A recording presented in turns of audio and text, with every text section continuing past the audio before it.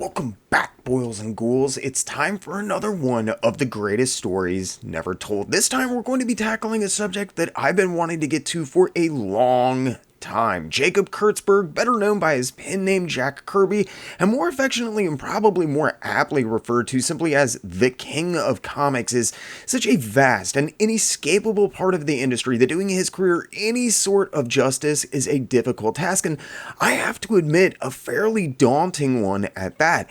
I've wanted to get into Kirby's career for a long time, but I don't want to get too mired down in the he said, she said blame campaigns that seem to make up such a large part of the so-called historical examinations of Kirby's career. That's simply not what this channel is about. It's taken me a while, but I think I finally found the end I was looking for, and I can't wait to finish this series off.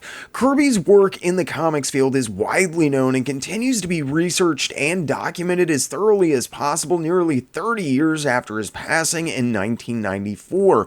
While his comics work is well documented, Kirby's later work, his work outside of the industry, remains virtually a mystery to most people. However, since I specialize in little known facts about well-known creators and characters, I thought this would be an opportunity to examine the life and work of one of comics' inexorable legends through a fairly unique angle and lens.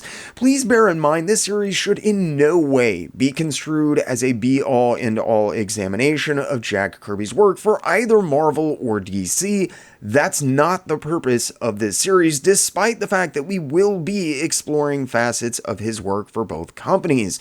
Rather than attempting some impossibly long, all-encompassing series, I've instead chosen to frame his work at these companies against a story far fewer people are aware of, and one that remains surprisingly fairly undocumented: Kirby's work for the proposed film Lord of Light. While it might not sound very interesting on the surface, slated for production in 1980 despite the fact that Lord of Light would remain ultimately unproduced, the story of why the film, a film that would have been the most expensive science fiction film of all time when it entered pre-production in 1979, never happened, and how the CIA subsequently ended up with not only the film's script, but Jack Kirby's production art, and how those illustrations played a pivotal role in the successful exfiltration and rescue of 6 real-life hostages during the 1981 Iran hostage crisis, all while the Lord of Light's productions had their offices raided by a CIA-backed police force, were subsequently put on trial for embezzlement,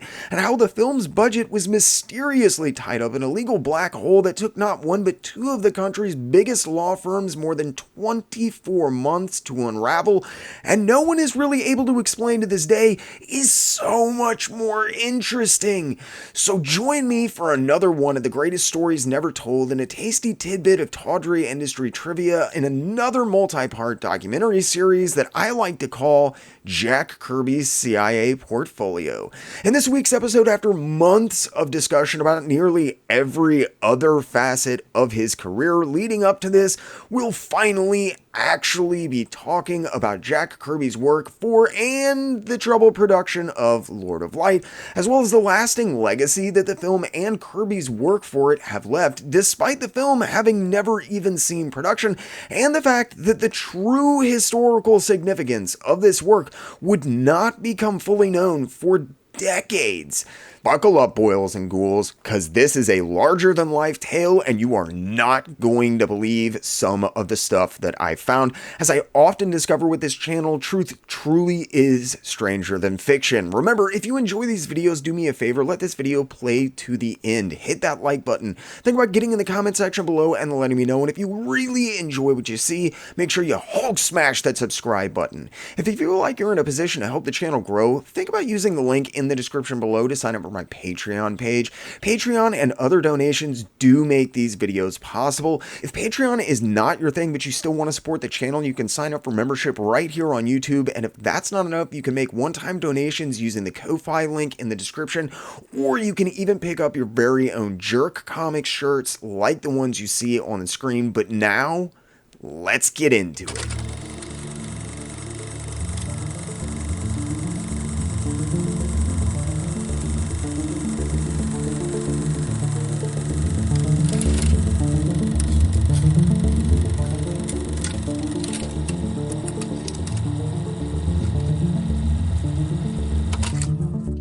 In 1978, just as Jack Kirby was entering into his new line of work with Hanna-Barbera, with the much more prosperous period with Ruby Spears soon to follow, he was also contacted by a young film producer, or at least that's what he wanted to be. Barry Ira Geller had many of the things required of being a producer, but more than anything, I think Geller was actually just a man with a dream. And it was a hell of a dream. An intelligent, driven, and well-spoken man, Geller had himself grown up on a steady diet of Jack Kirby comics and was a fan of Kirby's work, like many of the artists at Hanna-Barbera and Ruby Spears. So much so that Jack Kirby was an influence on his production before he ever even actually got involved. When Geller had originally decided that he wanted to become a film producer, the first thing that he had done was get enough money together to actually license the rights to something, in this case Roger Zelazny's Hugo Award-winning novel Lord of Light. Once he'd done this and he was starting to work on production material, in his own words, Geller had told the artists that he hired to, quote, imitate Kirby's work. However, none of it was up to Geller's standards. He started to get a little frustrated and decided that he needed a new approach to things, and by 1978, Geller was not only beginning to expand the scope of his plans for the Lord of Light project in some seriously ambitious ways, but he was also becoming increasingly bold and confident as he slowly managed headway with his mammoth undertaking that seemed to be expanding every day. At a certain point, I think he got more serious and successful when talking to and collaborating with people he felt were entirely out of his league. Geller decided that rather than just telling other people to draw like Jack Kirby, he would get the man himself. Funnily enough, despite talking to some of the most eminent minds and largest specialists in the field of the day, Geller was more than a little bit trepidatious about getting a hold of Jack Kirby, though. This was for good reason. Kirby wasn't just a visual influence on what Geller was trying to do. Heck, he wasn't even just an influence on the story or anything. Jack Kirby had literally changed Barry Ira Geller's life and set him on the course that he was now traveling. Geller described in one interview, quote, "I wasn't in the comic book field at all. I never worked for Marvel, DC, or any comics publisher. I wasn't an assistant to Jack or to anyone else in the business. Nothing. There are many great people who've worked on Jack's characters for him or other publishers. I never was one of them either. I was just a fan. Came from being a fan ever since I was a kid reading and collecting Jack Kirby stuff off of a newsstand in the Bronx from 1953, 6 or 7 years old, on through to Fantastic Four's Galactus in 1962, which literally changed my consciousness of life itself. Jack's influence grew on me for the next 14 years, inspiring me to get into physics, have visions of other worlds, other cultures, other dimensions, and the future possibilities of new technology. In 1977, I decided to become a film producer and bought the rights to Roger Zelazny's Hugo Award-winning novel Lord of Light. I knew no one in comics. All I remembered was Fantastic Four and Thor from my teenage years. I'd gone to several artists asking them to do something like Jack Kirby, but the results never made me happy. Then I came to that light bulb moment to call up Jack himself. But even according to Barry Geller, he had no association with Jack Kirby. He wasn't a huge film producer and he didn't have a ton of credentials. Lord of Light was going to be his first production. I'd wondered for a long time about just how he'd actually managed to convince Jack Kirby to get involved with this whole thing. Once I heard him talk and heard how passionate he was, how attainable he made the impossible feel, I understood well, I think, much of what Jack Kirby instantly was drawn to in Barry Ira Geller, though. He was, from everything that I could find, an honest, passionate, driven, and intelligent guy and had a lot in common with Jack Kirby aside from just being a fan of his work. While I think there's little denying that the fact that Barry Geller made it clear from the start of their relationship that Jack Kirby had been the main guiding influence, and artistically the way that Geller had envisioned the series from the start definitely had a lot to do with Kirby's initial interest, but it seemed like everything about Lord of Light was tailored to fit not only Jack Kirby's style, but his interests as well. If Geller's passion and concepts for and surrounding the film weren't enough, the actual story of Lord of Light shares a great deal in common with much of Kirby's work, specifically his more personal work, The Fourth World Odyssey. Now, if you're unfamiliar with the actual Lord of Light novel, basically there are these astronauts in search of new places for humans to colonize aboard this enormous spacecraft. There's a crew of trained specialists that operate the ship, which is called the Star of India. They drift around in space looking for a new planet for a long time, and the pilots and the other crew begin to have to make modifications to themselves to stay alive long enough to actually get to the planet. Eventually, when the ship and its crew do find a suitably habitable planet, though, it's unfortunately already inhabited and by hostile life forms, now facing several indigenous species who do not want them there, as well as harsh new environments. To increase their chances of survival, the crew further modify themselves using various scientific methods to augment their bodies. They not only basically give themselves superpowers, though it is described as more of a sort of magic in the book, but they also discover how to transfer their consciousness from one body to another. Using this method, the elite group grant themselves basic immortality, and as you might imagine, given new powers and virtual invulnerability to death, things get a little bit sticky. They use these newfound abilities to eventually entirely kill off or subjugate all of the non-human life on the planet, which initially makes them heroes of the rest of the humans who travel to the planet with them. As time passes, however, they become strange and twisted versions of their former selves, devolving into warring factions who squabble endlessly among themselves and begin to treat everything and everyone else like pawns in this strange game. They begin to refer to the non-human life forms as demons, and inspired by their ship's name, the crew take on the names of Hindu deities and begin to actually present themselves as gods to the offspring of the other humans that were on the ship. After successfully subjugating the indigenous life forms, afraid that their stranglehold on power might be threatened if people ever discovered what they really were, these new gods, all pun intended obviously, also begin to heavily subjugate the colonists, depriving them of most technologies and severely limiting their education.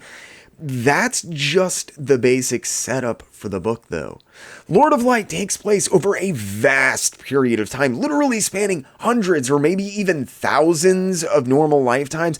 Eventually, one of the augmented crew named Sam, who is granted the power of electromagnetic manipulation, I believe, rejects his godhood, forsaking it to instead take on the new role and the name of the Buddha. Sam spreads Buddhism among the colonists and sows the seeds of rebellion against his fellow crew members, and this plays out over 7 or so tales that are split up throughout Lord of Light and that take place over a pretty massive time scale. I don't want to spend an inordinately long time talking about the plot of Lord of Light, as to be very honest, it's more than a little confusing, and even giving a somewhat brief and intelligible distillation of what it's about is difficult. The main things that pertain to this documentary series, however, are that a number of the central elements of the novel had prominently and repeatedly showed up in Jack Kirby's work over the years prior to this. There was a lot of stuff that Kirby had been refining and working on for the better part of more than 3 decades by 1978 already, when Lord of Light happened, and this had to have piqued Kirby's interest, especially teamed with the eccentric producer Barry Ira Geller, who seemed to be interested in many of the same ideas and concepts that Kirby was. Lord of Light had been a fairly highly regarded book when it was released, and it seemed to also share the somewhat jaded yet somehow also eternally hopeful worldview that Jack Kirby seems to have had at this time. There's no doubt that Jack Kirby had to have been more than a little cynical by this point. I mean, how could he not be? He'd been through too much. This, however, does not appear to have dampened his creativity, or more importantly, Kirby's faith in the essential good nature of man. He unceasingly seems to have searched for the best in everyone around him, no matter the situation or what was happening, with very few exceptions. While this had gotten Kirby into some tight spots during his storied career, as we discussed in the last episode, it was also the very thing that got Jack Kirby out of comics and into the much more lucrative and enjoyable field of animation eventually. As far as Lord of Light, though, while the story wasn't exactly like anything that Kirby had done before, it easily could have been. Kirby had spent years working on adapting and modifying pre-existing religions, mythologies, and other similar subjects, even inventing his own pantheons at certain points, and Thor and his Fourth World work being the most obvious and pertinent examples, though there are countless others. This analyzation and dissection of gods and other theological ideas and concepts was one of the major things Kirby gravitated towards in his work. Lord of Light had taken this to an entirely new level, and the possibilities and concepts had to have been dazzling to Kirby given the amount of creative and artistic freedom that Geller was promising him on the project. The concepts of the film, the story, the characters, everything about Lord of Light was built for Jack Kirby. But this was just the beginning. While more than a little bit eccentric, would-be producer Barry Ira Geller, the mind and the man who was spearheading this whole thing, was speaking the same language as Kirby and saying all of the right things, though I think that Geller had little clue of this when he was originally contacting Jack Kirby. He wasn't feeding Kirby lines, and it only became apparent to Geller as they really got into work on the project how much what he was saying was resonating with Jack Kirby, though again I doubt he had little clue as to the complex reasons why this was. This is why we've talked about all of the skeletons in Kirby's closet and chronicled so many of his trials and tribulations as well as his later successes.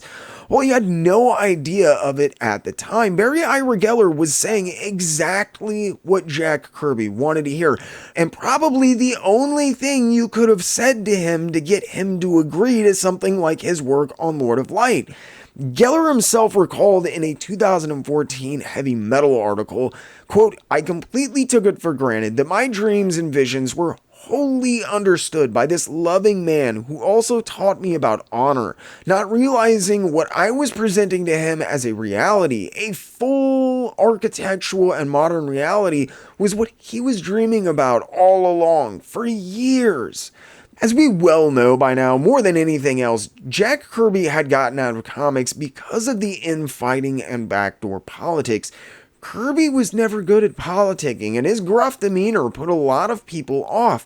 He'd been a creative powerhouse when he entered the industry in the 1940s. He lost none of that by 1978 when he and Geller were discussing his possible work for the Lord of Light Productions.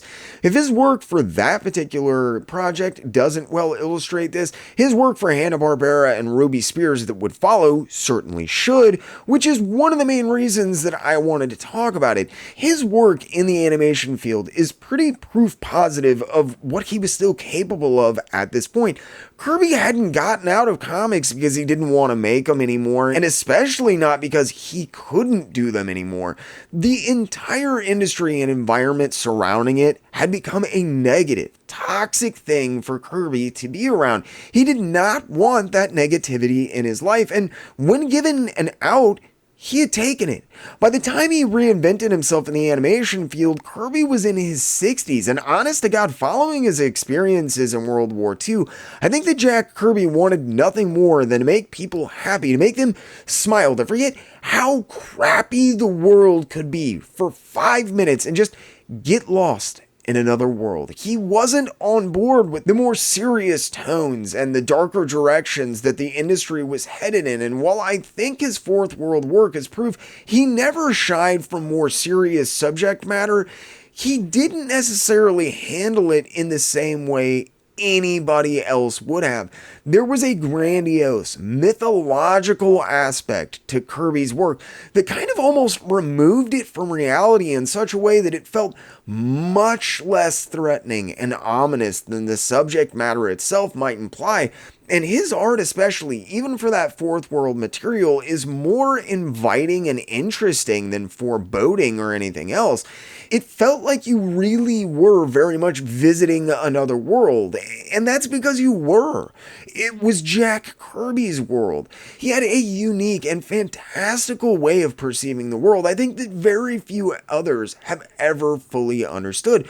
Kirby's apparent lack of great verbal skills, as well as the general misconceptions that surrounded him, by this period especially, had proven impossibly frustrating for him, stymieing much of the work he had attempted to produce during his second stint in Marvel, especially in my opinion. With Lord of Light, much like his work in the animation field, Geller welcomed Jack Kirby's input and valued his opinion. As they talked further, while it turned out that Kirby was very much on the same page with Geller about a great deal many things, as I've mentioned, this is actually kind of funny. Jack Kirby was far from a conservative guy or anything, but he was old-fashioned. Kirby dressed in slacks and a sweater basically wherever he went. He always looked like this unassuming grandfather figure, and there was legitimately nothing threatening about him or his appearance. He was both a gentleman and a child of the Depression. As well as dressing in an old-fashioned manner, Jack Kirby was also old-fashioned about his work in a lot of ways. He took his responsibilities very seriously, and he had perfected his craft over decades of work, producing a truly staggering amount of work for nearly any publisher that you can think of. Kirby lived for his paycheck, and I don't think he would have ever known what to do if he actually lost his job. Kirby was careful never to rock the boat too much, aside from the very few instances that we've discussed prior to this, all of which involved what I would politely call provoking Jack Kirby and were after he left the comics field. Barry Ira Geller, on the other hand, comes off as more than a little bit of a hippie, to say the least. Geller was young and inexperienced, but he was also equally ambitious and convincing. Geller had some big plans that surrounded the Lord of Light film, many of which seemed almost too fantastical and outlandish to be true. The thing that makes Geller sound like a total hippie, though, and I think the reason that a lot of people looking back on this don't take the entire thing all that seriously, is that basically all of Geller's proposed plans and other ideas that surrounded the film, while they did involve some level of enterprising and monetizing, more had to do with the betterment of mankind and giving back to the world than netting profits. It's easy to write someone with such an alien concept as this off, but Geller was another beast altogether, and you can't just easily lump him in with a lot of other dreamers and would-be world changers, in my opinion.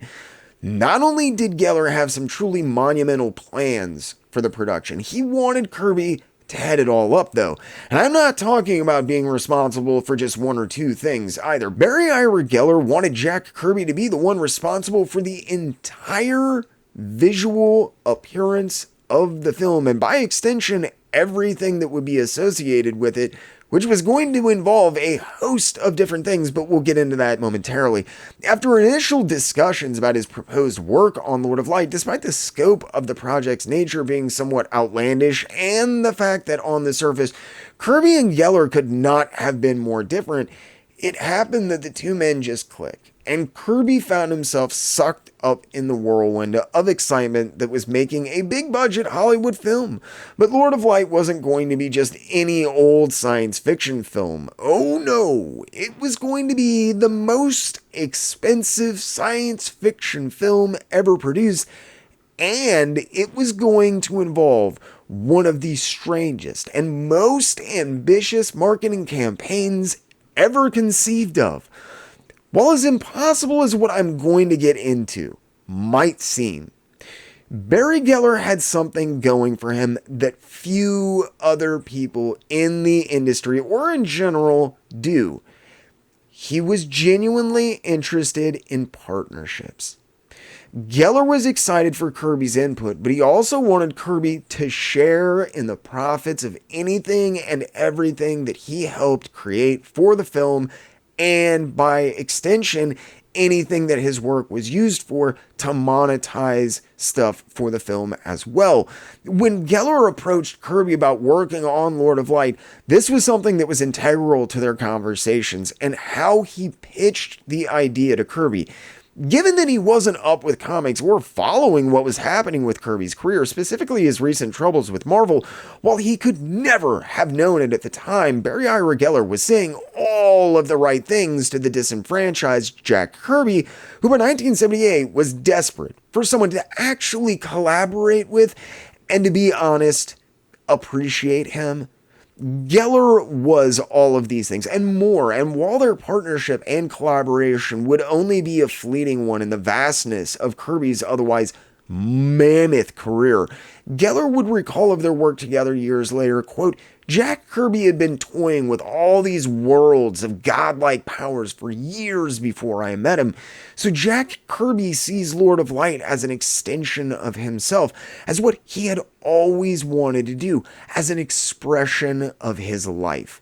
While this might sound like hype, and maybe some of it is bluster and flowery wording, I do feel like Jack Kirby was intensely interested and hopeful when it came to his work on Lord of Light. Unfortunately, he never addressed the work in more than a single interview that I was able to find in any real detail, but there's a few things that do point to Kirby giving the project a great deal more TLC than he usually reserved for such affairs, and especially at this point after his exit from the comic industry, as he was working on getting into the animation field and already busy with work from Hanna-Barbera.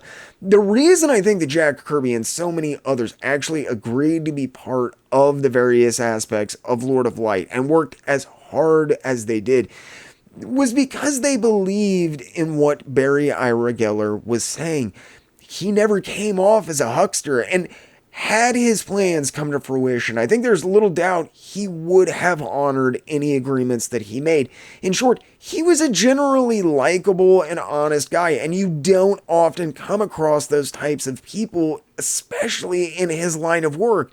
Barry Ira Geller offered Jack Kirby and the host of other people involved in this proposed project what they never had been before, and basically every creative out there dreams of: complete creative control, financial backing, and generous compensation for any profits that their work or ideas generated. It was and still is a basically unprecedented offer, and for the life of me, when I started this, I could not figure out how Barry Ira Geller planned to actually deliver on this. It turned out he definitely had a few ideas up his sleeve, and when he approached people with his complex designs and intricate plans surrounding Lord of Light, a lot of people just couldn't help but agree to be part of this insane idea. For Kirby, I think this was twofold. Not only was Barry Ira Geller planning on using Kirby's art to market and pitch the film, but he was also going to be building actual physical constructs based on Jack Kirby's designs.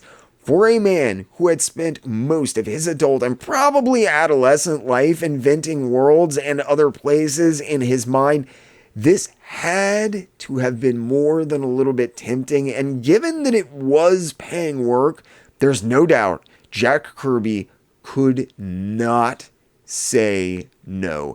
Geller himself said of recruiting Jack Kirby in an interview right around 2004, quote, I came with ideas. I came with my Lord of Light screenplay looking for visions. I came with plans to turn his drawings into actual buildings. I may have been utterly out of my mind at the moment, but I do not think that there was any other way to have approached Jack Kirby at that time, and so I became his creative partner. And for all of his ostentatious wording and larger-than-life posturing, considering the details of what he was proposing, I do not believe that Barry Ira Geller was lying. He not only wanted to have Kirby draw the production art, but Geller was enthralled by another concept concerning how he intended to fund Lord of Light, which would integrally involve Jack Kirby's designs and work as well. Like I said, it would have been the most expensive science fiction film ever produced at the time. The problem was, I don't think any studio in their right mind was going to back him, and Barry Ira Geller had instead come up with another idea, one that he proposed to use to actually fund the production of Lord of Light with. Barry Ira Geller was going to build a theme park. And bear with me, I know the direct connection might not be apparent right away, but just stick with me here. Because while this is an insane concept, it also makes some sense when you put it into context. At least it did to Barry Ira Geller. I did a lot of looking, but discovering where he made that initial leap, the moment where he decided that an amusement park was the best way to raise funding for a film, that just never happened. The closest I could find was a vague reference to Disney World and a few other things. But to be honest, I don't think he really understood the scope or magnitude of what he was trying to accomplish more than anything else. Disney World was raking in cash hand over fist at the time, but an amusement park was a massive undertaking. Despite this, and with his usual vigor and level of tenacity, Geller attacked the park idea dubbed Science Fiction Land and began to try and get that built with the money that they had already secured from backers for the film. Quote, in the summer of 1978, not really knowing what I was about to commit myself to, I had the idea of building a science fiction theme park, starting off using the sets of Lord of Light as a viable way to get the film financed.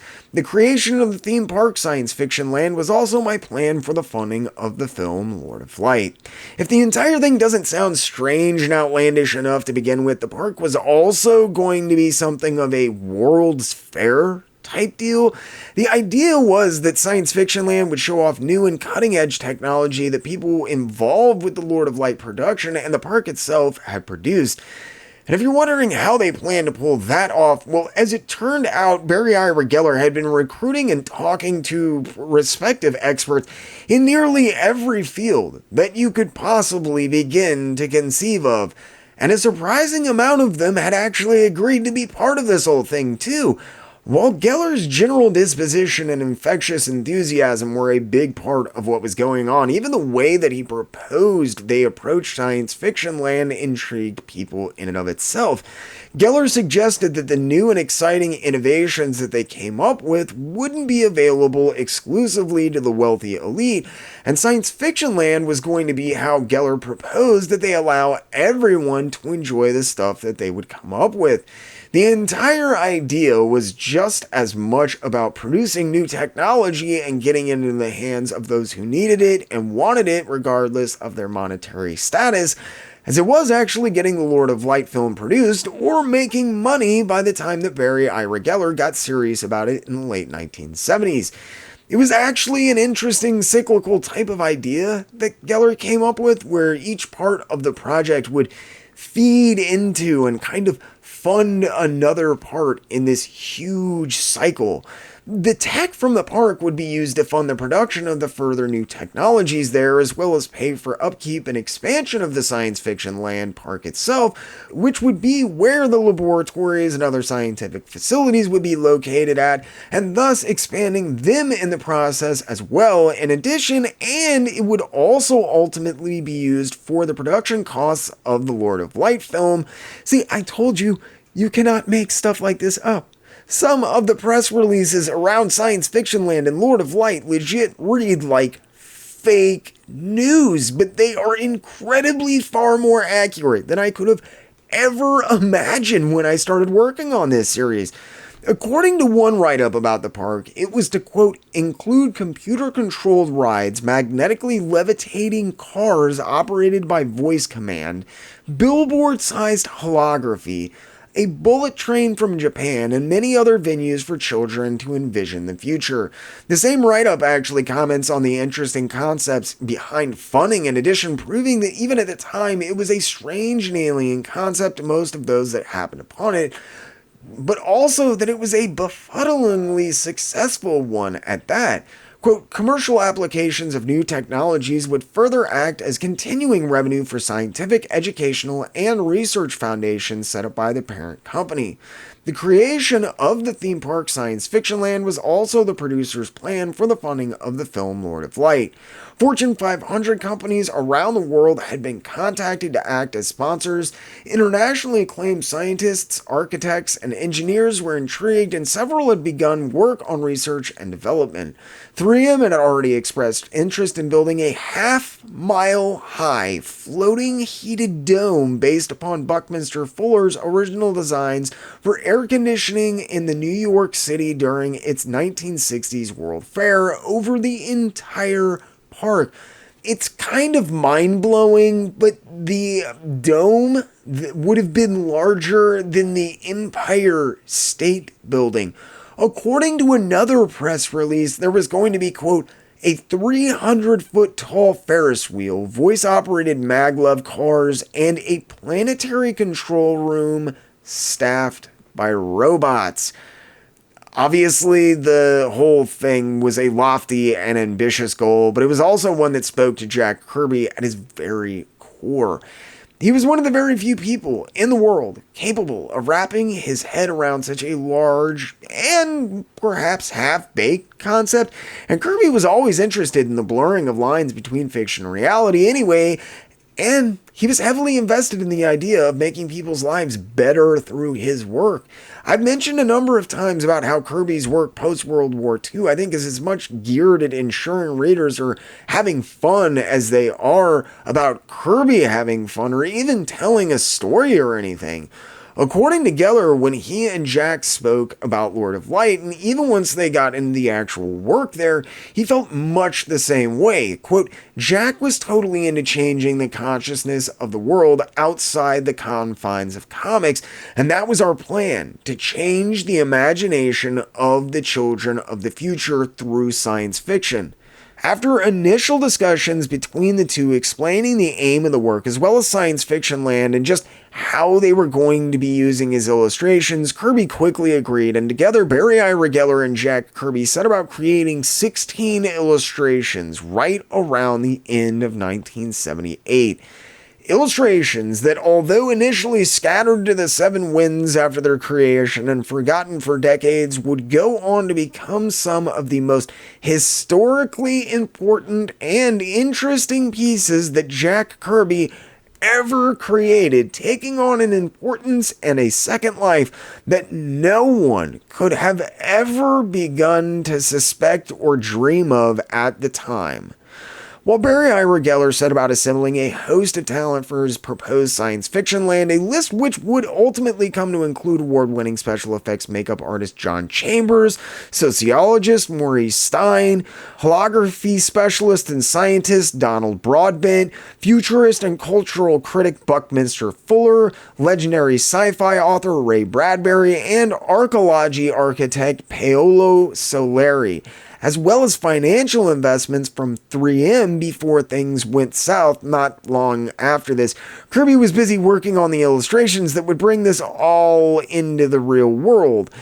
As the scope of Kirby's work for the project was expanding, his art became the proposed basis for both the Lord of Light film and the Science Fiction Land theme park, which was to be architecturally connected to the film entirely via Kirby's unifying artistic vision, from what I understand.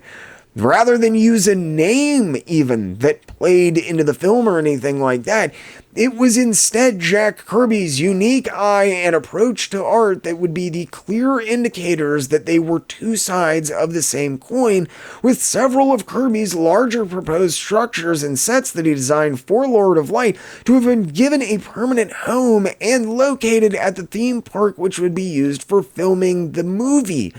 Geller explained that, quote, Jack and I started with my idea of doing Lord of Light film sets and Science Fiction Land theme park designs from the same drawings. This would then become a method of preserving his design flow throughout the entire development and production of Lord of Light and Science Fiction Land theme park. In this fashion, Jack would remain the general, my conferred role upon him. The level of input, teamed with the amount of creative leeway and respect that he was given, all but ensured Kirby's work for Lord of Light and Science Fiction Land would get the attention that it well deserved, but it was their unique shared vision of the world. Geller and Kirby's idea of making the world a better place through their art, an idea many people find laughable or strange, that I think really sealed the deal here.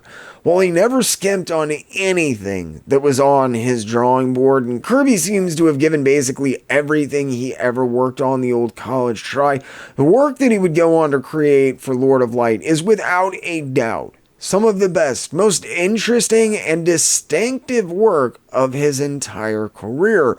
While Kirby had long created worlds that he inhabited inside of his own head, for the first time, he was presented with an opportunity to actually translate these images into physical reality for other people to experience, to have every line and thoughtful detail transformed into a real-world object.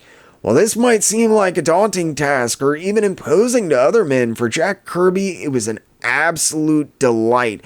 He tenaciously began to design the intricate buildings that would populate the set of Lord of Light and eventually come to make the fundamental building blocks that Science Fiction Land would be based upon as well and expand around. It doesn't seem like cost was a concern when he set about designing the buildings either, and the estimated cost of the film and theme park began to become astronomical at a certain point. Quote, the estimated cost was $250 million for the park alone.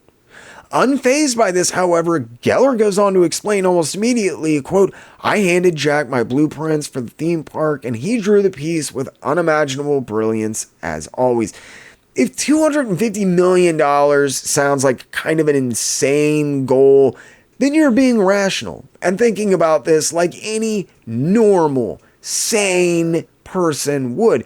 But as crazy as it might sound, this does not mean that it was impossible. And always the visionary and man of action, Barry Ira Geller, was proving this over and over again, having increased success in his continued quest for proper financing when it came to both Science Fiction Land and the Lord of Light film. As he continued, he became increasingly entrenched in the idea that it wasn't just possible, but that he could definitely pull this off if he played his cards right. Quote, there was no question about being able to do it. There was no issue with disbelief. So I began raising appropriate funds. Let's just build a theme park. But of course, you cannot just build a theme park out of the blue. All of this stuff went from designing the film into, well, creating the Science Fiction Land theme park, which was also part of the idea that was allowing me to raise money to talk to bankers and other financial types. I didn't even have to change my pitch. The excitement generated by showing the drawings that transformed life itself was contagious and generated tons of money. And Geller's not blowing smoke. He managed to raise an impressive amount of funds even prior to Kirby's production and proposal materials being completed. Most importantly, just as Geller had recruited Kirby for his crusade, Geller had also managed to amass nothing short of a dizzying list of prominent creators and creatives who were to be a part of this entire thing in addition. Interestingly, while these people all worked in completely disparate industries, many of them had faced the same kind of unfair treatment that Jack Kirby had in the comics industry, and Geller utilized this to recruit them for the project. This is undoubtedly how Geller knew instinctively how to approach Jack Kirby, as well as others involved with his proposed plan so intelligently, without knowledge of the exact details of what Kirby had faced in the comic book industry specifically, while at the same time directly and competently addressing those questions and concerns from the very start of their discussion about the work without them ever even being raised.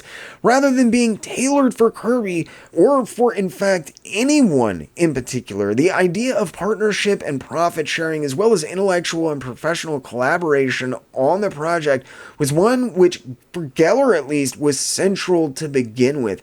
It wasn't a pitch or a ploy to just get people involved. It was how Geller thought that creative collaboration should work. This stands in stark contrast with Kirby's professional experiences and indeed most, if not all, of the other people involved with Lord of Light and Science Fiction Land as well. Geller addressed this in an interview saying, quote, "I slowly assembled my dream team, engaging each one with the plan of doing the best work of their lives and making millions for themselves in the process. Thus my pitch to both artists and scientists was twofold. Total creative control with major financing, and second, the chance to retain major portions of earnings for their work.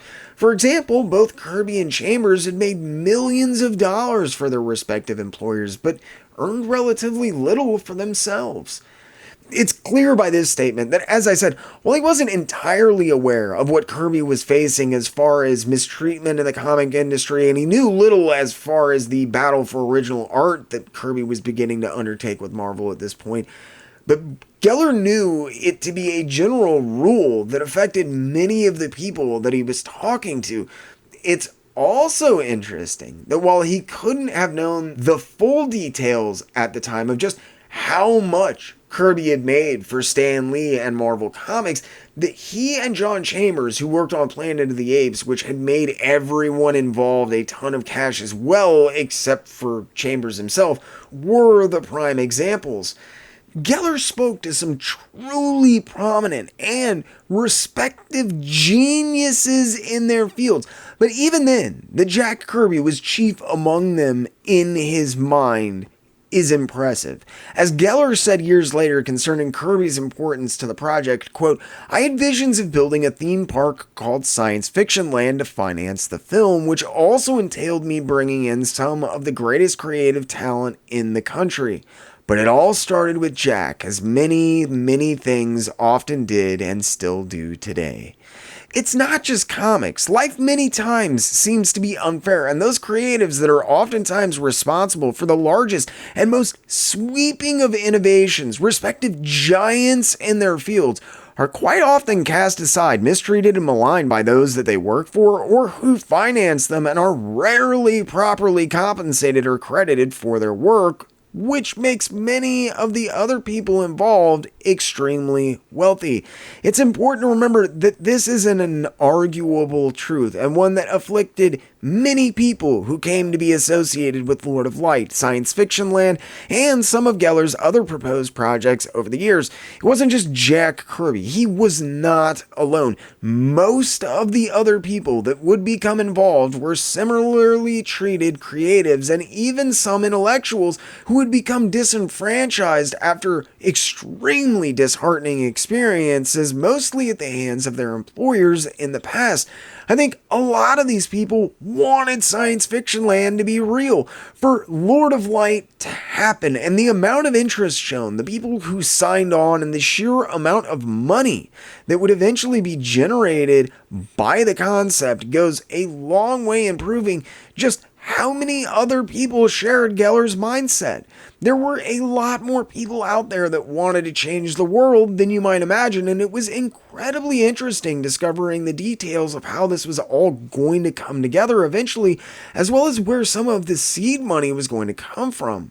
Despite all odds, as the months ticked by and Geller continued to find success in not only recruiting new minds and talents for the film and park, but funding as well, and it felt like this whole thing might actually happen against odds after all. While Geller and Kirby finalized all the architectural elements that would compose both the film sets and large portions of Science Fiction Land, the rest of the film's production staff were busy looking for a good place that they could actually put Science Fiction Land once the designs were finished and all of the money was in place. This put an added amount of pressure on Kirby to not only get the images done, but to get them done right. This time, unlike his comic work, Kirby was far from alone in his work. However, in the comics field, Kirby had been lucky to get a few minutes of conversation concerning what a particular issue or story was even going to be about before he was sent off on his merry way to both plot and illustrate the work on his own. And to a certain extent, to be fair, I do think that Jack Kirby certainly enjoyed the increased creative freedom that this type of relationship presented. At points, it was also at times nothing short of infuriatingly difficult and caused a host of unneeded complications for him. While he was expected to plot the issues and in a lot of cases basically come up with the story on his own, this didn't always mean that when he turned it in that the writer was happy. There's little doubt that the countless revisions and continued editorial tampering had not only been a massive headache, but something that Jack Kirby took rather personally, given how he was expected to create the stories himself, away from the writers, editors, and the rest of the bullpen, only to then have revisions demanded afterwards. This heavily encumbered whatever larger plans that Jack Kirby may have had, and this is despite the added level of responsibility when it came to the creation of the original work, characters, and stories therein. For Kirby, collaboration at the start of a project, or no collaboration at all, had become a matter of contractual demand that Jack Kirby made of both Marvel and DC, so it was obviously important to him. On Lord of Light, perhaps for the first time, Jack Kirby found himself no longer a subordinate, and even more than when he would go on to work in the animation field, Geller basically revered Jack Kirby, who he saw more as an equal than an employee or anything else like that. Barry Ira Geller, who was an old Kirby fan and seems to have really geeked out getting to talk with him, welcomed the opportunity to have endless discussions with Jack Kirby about the work, their views of the world, and what they wanted to accomplish with what they were doing. Geller was a massive Kirby fan, and he appreciated the genius of Jack Kirby in a way that few others ever did or were given an opportunity to, and fewer still those in any real positions of power. Referring to Jack Kirby as his general, Geller described their relationship on the project like this. Quote, "The brilliance was we worked for each other as well as with each other because we were partners in illumination, partners in concept. And as hokey and outlandish as it might seem, they were out to change the world, or more appropriately, create a new one." And Jack Kirby, well, he was entirely on board and chock full of ideas and worlds. That wellspring of ideas, the cosmoses and galaxies of characters and ideas and concepts that he had been drawing from for nearly his entire life, was being given an opportunity to be birthed in reality, something that Jack Kirby had never dared dream. And despite there being only 16 pieces in total that he ever created for the project, Kirby does seem to have thrown himself into this work fairly seriously and headlong, giving a great deal more time and attention to it than the other random stuff that he was working on, as he started his work in the animation field for Hanna-Barbera in earnest by the end of 1978. Geller described Kirby's attachment to the work as well as the nature of their relationship fairly well, saying, quote, "So many of my conversations with Jack Kirby, which preceded every drawing, were about civilizations that we both felt really existed in some universe, which I often discovered Kirby had already well thought out. It was as if he was already living in each dimension, just waiting for each drawing commission, each discussion, each possibility to get expressed." If it sounds like I'm puffing the importance of all of this up a little bit simply because I've been working towards this for so long, Mark Towery mentioned during a panel at a convention years later, he'd had a conversation with Mike Royer, the guy who was responsible for inking Kirby's Lord of Light and a lot of his other stuff as well, but even Royer felt it was special to Jack Kirby and gave Lord of Light attention accordingly. Quote, Mike Royer, who is his favorite inker, is here at Comic Fest this year and was at a panel yesterday. He said that that was his best inking that he had ever done, The Lord of Light, and he was just thinking about why that was. He said that he thought it was because it had meant a lot to Kirby and that Jack Kirby was approaching it really seriously, putting so much into it that Royer just felt like, oh, I better not mess this up. So while there's not a lot of quotes from the king himself addressing this work, the simple fact that this stuff was randomly brought up and still on Mike Royer's mind decades later, I think well attests to the fact that Jack Kirby was heavily invested in Lord of Light and science fiction land and just the whole thing in general. I know what you're thinking though, and I swear I thought the same thing when I was researching this piece. This is crazy. There was no way that this was ever going to happen. How the hell did Barry Ira Geller manage to get people to sign on and really support this thing?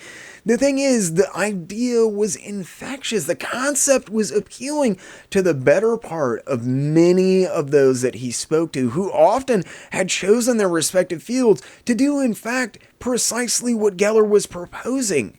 Change the world. And I think a big thing here is that Geller was sincere. You could tell he meant what he said, and he said what he meant. There are a lot of snake oil salesmen and people peddling piles of horse manure anywhere you go, and even more so in the entertainment industry, but Barry Ira Geller was different. His concepts were unfathomably large, but his personality, as well as the convictions of his will, had afforded him more than moderate success in his efforts to fund Lord of Light and science fiction land. By the end of 1979, entirely on his own, Geller had successfully raised more than $1 million of pre-production funds. It was a staggering sum for a project like this, but it was a far cry from the estimated $250 million that they would need to get the project off of the ground. With Kirby's designs finalized, enough money to start making some major moves, and a clear goal of where they were headed, things began to take shape progressively throughout 1979 and into early 1980. After months of talks and deliberation, including a special careful consideration as to where Kirby's architectural masterpieces would best fit, an area in Aurora County, just outside of Denver, Colorado, was finally selected as the future site of science fiction land. In November of that same year, more than 1,000 acres of land was leased for the site of construction for the proposed theme park there. With things finally coming together, Geller was confident enough to unveil his plans to the world at large and held a press conference to announce their intentions en masse for the first time shortly thereafter. Despite Lord of Light author Roger Zelazny being unable to attend, Geller did personally fly Jack Kirby, legendary special effects artist John Chambers, and prospective cast member and NFL star Rosie Greer out to Denver for the press conference on November 28th of 1979, which was actually hosted around the area where they planned to begin construction on science fiction land only a few months later in 1980. To show off some of what they had started to develop for the movie, there was a number of individuals dressed as what was simply referred to as visitors as well. A lot of people had scoffed when Geller set out to make Lord of Light on basic principle. From the moment that he dedicated himself from the task, Lord of Light was a strange and seemingly impossible to crack story. It was not the easiest read on its own.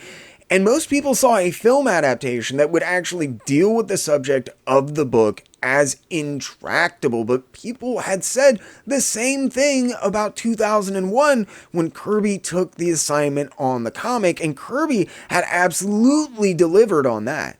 With Kirby and more in his pocket, Barry Ira Geller planned to do the same.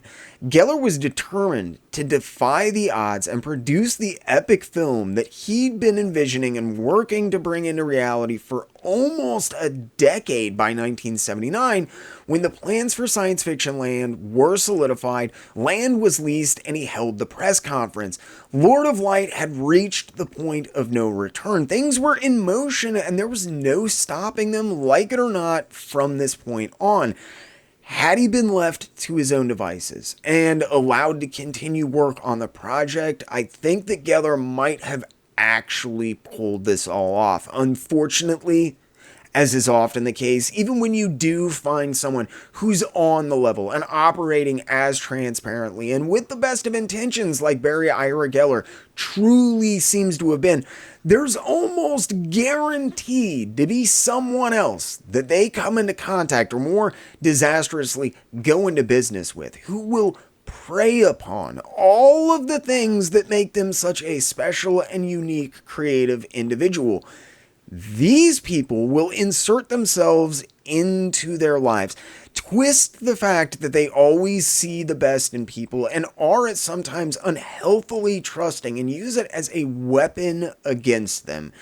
We've talked about this fact more than once during the documentary series here concerning Jack Kirby and his career, but thankfully, while rather disastrously for the man himself, Barry Ira Geller was not one of those people. He never turned on Kirby or didn't pay him for work.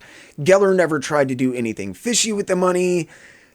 But the supervising producer on Lord of Light, sadly, I cannot say the same for him.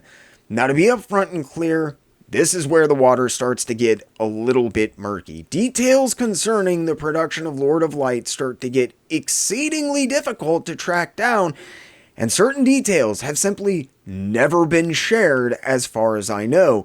One great example of the interesting stuff that you can't find out about the film is the fact that I can tell you that it was the supervising producer of the film that brought the entire project to a grinding halt. What I can't do is even tell you that man's name. When I started researching this project right around 2019, the beginning of 2020, I had originally planned on reaching out to Barry Ira Geller about this and a few other small details. Even after the collapse of the production a few months later, Geller never gave up hope and had actually started to get increasingly vocal and interested in Lord of Light again around 2010. Sadly, Geller passed away in February of 2022, just as I was entering the final phases of work on this documentary, and because of that, I was never able to speak with him. Due to the vague nature of details regarding what exactly happened from here on out, as well as the obvious obfuscation of some details for reasons that should become clear before long, things get a little bit dicey from here on in, though without a shadow of a doubt, this is as close to the truth as I was able to uncover. The account I've managed to put together is entirely drawn from sparse and scattered writings and interviews, but they are from the people who are actually involved with all of this. Normally, that would be enough for me to empirically say that this was the whole story. The only problem with that is those accounts don't just vary, they directly oppose each other in some cases, although I think this is often the case when you get any sort of intelligence agency involved. As I've said, I've done my best to get to the bottom of things, but there's definitely something going on here that makes getting certain details pertaining to this whole thing nearly impossible, and it may actually end up getting your project shut down if you do get them. Once the legal trouble started, there would be government intelligence agencies, and I do mean multiple agencies here involved. Much of the details were either directly classified or simply acknowledged as something you did not discuss for the better part of the next 30 years. The facts would remain buried until one tenacious person would unsuspectingly stumble onto this intriguing story and blow the entire thing wide open for the first time. While it would eventually be the work of one intrepid reporter that brought these facts to light for the first time, I think most interesting, as Barry Ira Geller once said, it all started as it often did and still does with Jack Kirby. As I said, I could not tell you his name, as it simply doesn't show up basically anywhere. Not in articles about this stuff, not in the writings or the documentaries. It's like the entire thing was just wiped out of existence once the CIA got involved. But according to the intelligence officer who put this entire affair on the government's end together from here on in, the, quote, supervising producer was charged with security violations and caught plotting secret real estate purchases with the local mayor and city council. Geller and several other members of the production staff were also quickly arrested, but in a testament to the kind of guy that I think he really was, Barry Ira Geller was almost immediately found not guilty of any wrongdoings and quickly released from custody. Despite being released from custody and exonerated of all charges, though, Geller was in shock. He literally had no clue that any of this was going on. Geller had been busy with these huge concepts and raising funds to make them happen, from what it appears blindly trusting his production team with basic free access to the money that he was managing to raise. Certain members of the production staff, namely this producer, had in turn used said trust and access to abuse the money and make backdoor real estate deals. The budget had been severely depleted, but there was still money there, and Geller began to scramble to quickly come up with a plan, ultimately in vain. While the negative press that cropped up as a result of all of this was probably enough to stop Lord of Light in its tracks almost on its own, further problems quickly arose when the production offices were rather mysteriously, repeatedly, and highly aggressively raided by a CIA-backed police force. During this series of raids, officers seized much of the film's paperwork pertaining to the monetary improprieties, but they also carted out the vast majority of the proposal and production material for Lord of Light, along with the script and other various documents that seemed to have virtually nothing to do with the case the producer and others were facing. To further complicate matters, while it was expected that the remaining funds for Lord of Light would be frozen while Geller was under investigation, it was conversely believed that once he was cleared, money would be made available again. Even after he was released from custody and cleared of even having any knowledge of what was going down, though, the budget remained out of Geller's reach for reasons that can't be fully explained to this day, tied up in a legal black hole, the likes of which is rarely seen. Geller knew about a third of the budget was still there because the court case and the details of what had become of the money that he'd managed to raise that he just had to go through, but there was no way of getting to it. It would take not one but two of the country's biggest, best, and most expensive law firms more than 24 months to unravel. It was a complicated mess that surrounded the budget for the film, and they still couldn't explain what had happened in the first place once they freed up the money. By the time that Geller managed to regain funds and his footing around 1982, not only had Jack Kirby, but most of the people involved with the project had moved on and were busy with other stuff. Any remaining momentum that Geller might have been able to muster into a second attempt at producing the film at the time were long gone because the funds were unavailable to him. Geller's dream of producing an epic science fiction movie, a piece that would dwarf even Star Wars, not just visually but story-wise as well, appeared to be dead once and for all. With nothing much left to do, Geller accepted that his film was not to be, and he moved on. The work they had done for Lord of Light, however, was quickly finding a second life, albeit one that I think only a handful of people on the planet knew about, those who had, in my belief, organized and orchestrated the legal snafu that had surrounded Lord of Light's collapse in order to gain access to production and proposal material that they were in fact planning on using to carry out a top-secret, clandestine operation for the United States and the Canadian government's on hostile Iranian territory to extract people from the country. While there is no direct empirical evidence that I can provide as far as quotes or stories, I'm going to do my best to point out the numerous reasons that I personally believe that the government was heavily involved in the way that the arrest, the trial, and the prosecution of Lord of Light's corrupt production staff went down, as well as the funds. Now, to be clear, this isn't to say that they framed them or that there's some big conspiracy or anything in that sense. There's not. The producer and those guys were guilty as crap, and they got caught with their hands in the cookie jar. Where things get sticky, though, is what happened after they were arrested. Why was the money for the film tied up so ironclad with no explanation from the top legal firms in the US? Why had the government taken the script in these raids? Why was the CIA seizing Jack Kirby's illustrations for Lord of Light? It made no sense. Were they going to read the script or any of the other proposal materials that they seized? Were they just randomly grabbing stuff and going through it later? Was this stuff simply taken by accident? If that's the case, I'd sure like to know how the CIA was involved with the raids on the production offices and how that material specifically and totally alone and aside from all this other relevant stuff for the prosecution concerning the embezzlement and corruption among the production staff then ended up in the hands of the CIA and then subsequently ended up getting repurposed in the way that it did.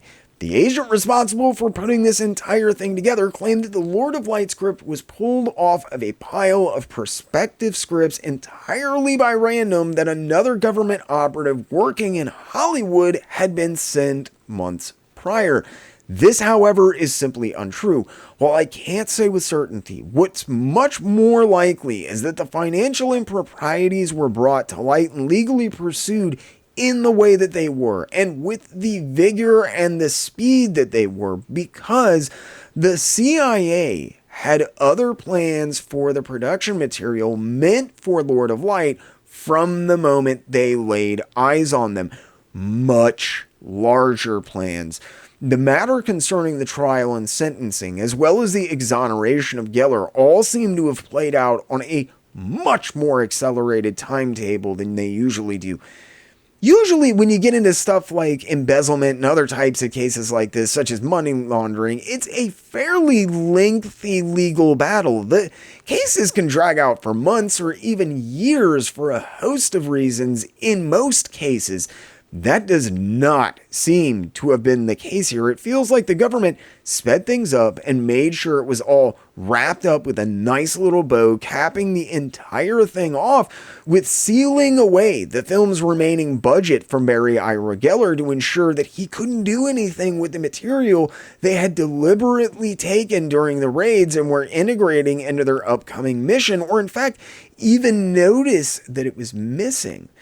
If you're wondering why the government would be so dead set on using this material in particular, I think these reasons all stem from a man I mentioned earlier, John Chambers.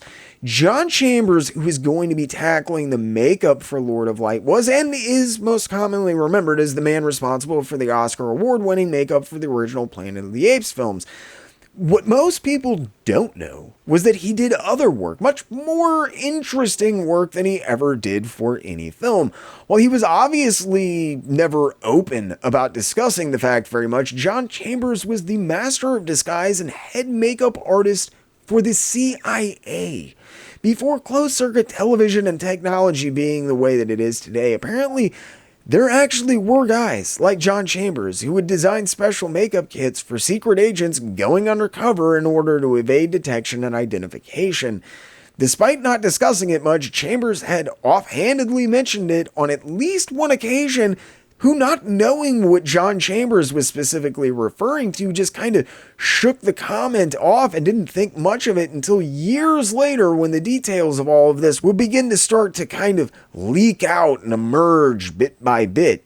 While I wasn't able to find exact details about his work with the CIA, John Chambers had done at least a good amount of work for them in the past, starting sometime around the 1970s. He designed what were commonly referred to as disguise kits. You can actually apparently still see some of John Chambers' original kits on display at the International Spy Museum in Washington, D.C. today. While Chambers was eventually rewarded the CIA Intelligence Medal of Merit for his work on this operation in particular, I don't know many details pertaining to Chambers' pre-existing relationship with the CIA, and I don't believe that the full nature of Chambers' relationship with the CIA has ever been likely disclosed because of national security reasons. While there's a lot about Chambers' work for the CIA that I can't tell you because I just don't know it, I do know a fair amount about this particular mission, and I can tell you that Chambers' handler and the orchestrator of this entire thing was a guy named Antonio Mendez. Antonio, better known as Tony, was an American technical operations officer for the CIA who specialized in the support, planning, and execution of covert operations. Mendez was fairly legendary, probably in no small part because he wrote no less than 4 books chronicling his work that he could talk about for the agency, though it's highly likely that much of what Mendez did probably still remains a mystery. His books, while almost nearly unbelievable, do a good job of laying out the type of intimate familiarity that you had to have with the materials you were working with in these types of situations, and by his own description and admission of how he designed and executed this type of mission, Mendez admits this as well over and over throughout his writing.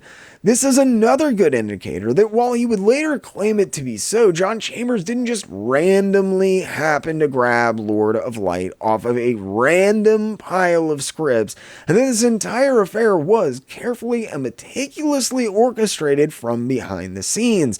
John Chambers was also one of the few people that was still working with Geller until the bitter end. He had been at the final production meeting when things went totally off of the rails and everyone had found out what was going on and was well aware of what was happening with the film. I think knowing that the movie was dead and seeing an opportunity to access material that Chambers by this time knew like the back of his hand and that they desperately needed for this mission, he suggested to Antonio Mendez that they use the Lord of Light material for their upcoming operation. While I know some of this might sound outlandish, you need to understand that the raids carried out by the CIA on the Lord of Light production offices were not brought up. They were not news when they happened. The same week that Antonio Mendez would later allege that they had begun planning the operation we'd been waiting months to talk about, the legal troubles surrounding Lord of Light hit the media, the funding got locked up, and all of the pitch, proposal, and much of the production materials went missing as well. Also contradicting the idea that the usage of Lord of Light was an entirely random decision, Mendez would go on to admit it was John Chambers who had come to him with the proposition of using the Lord of Light material for their upcoming operation because of his familiarity with the material. Mendez and Chambers then based their entire operation around the usage of these specific materials, with covers and stories related to that particular work, creating an entire fake production company, film, cast, and crew around it. John Chambers was intimately familiar with it, had ready access to the archived materials even after the trial began, and with John Chambers' help, the CIA and Antonio Mendez in particular reasoned that they could be in and out of the production offices with anything that they needed, entirely under the guise of it just being another one in a long series of raids that were being carried out in search of materials pertaining to the trial before anyone knew what hit them. And they were right. Mendez and Chambers were so good at leaving no trace of what they'd done, it would be nearly 2.5 decades before the full scope and picture of what went down next would even begin to be discovered. The way this all got rediscovered is even more strange than how it all went down, though, to be honest. Almost unbelievably, this only happened as a result of the astute observations of one clever woman during the filming of an episode of a television series called First Person for Bravo Television, nonetheless. I'm telling you, every time you think you have this story figured out, it just takes a left turn. Several years after the operation that Mendez and Chambers carried out, it was declassified. During filming for a segment titled Little Gray Men, researcher Diane Bernhardt was interviewing Antonio Mendez about his career, hit on what would become one of the most interesting and largely to this day undiscussed stories to have ever taken place concerning Jack Kirby, as well as just a fairly interesting slice of American history as well. In the interview, Mendez laid out his version of the events that had taken place during an operation which would become known as the Canadian Caper, which occurred during the Iran hostage crisis, in which he and John Chambers had played integral roles along with Jack Kirby. Although Kirby would have no knowledge of this whatsoever during his lifetime, as far as I know. What became known as the Canadian Caper concerning the rescue and exfiltration of 6 hostages during the Iran hostage crisis has long been a fairly legendary story, and there had even been movies about it as far back as the 1980s. That was prior to the events that took place being declassified, and the story that Mendez painted of the Canadian Caper was far more intriguing than anyone had ever suspected. Especially to comic book nerds. I know I keep dancing around it, and if you're unfamiliar with the Canadian Caper, I'm not going to get into it too much here. YouTube will really get down on even just some of the verbiage that would be required to tell the story. There were complex international politics at play as well, which caused this entire situation to occur in the first place, that would require a lot of explanation, and that is way above my pay grade on this channel. Instead, I'm going to do my best to provide a general overview of what took place specifically concerning and concentrating on Jack Kirby and the Lord of Light production materials and the Canadian Caper as best as I can.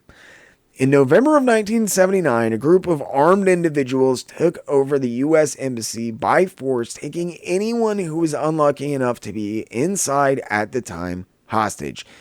These were resolute individuals, and a standoff the likes of which hadn't been seen in a long time ensued. The unlucky souls inside of the U.S. Embassy when it was taken over were held for a total of 444 days before things were all said and done.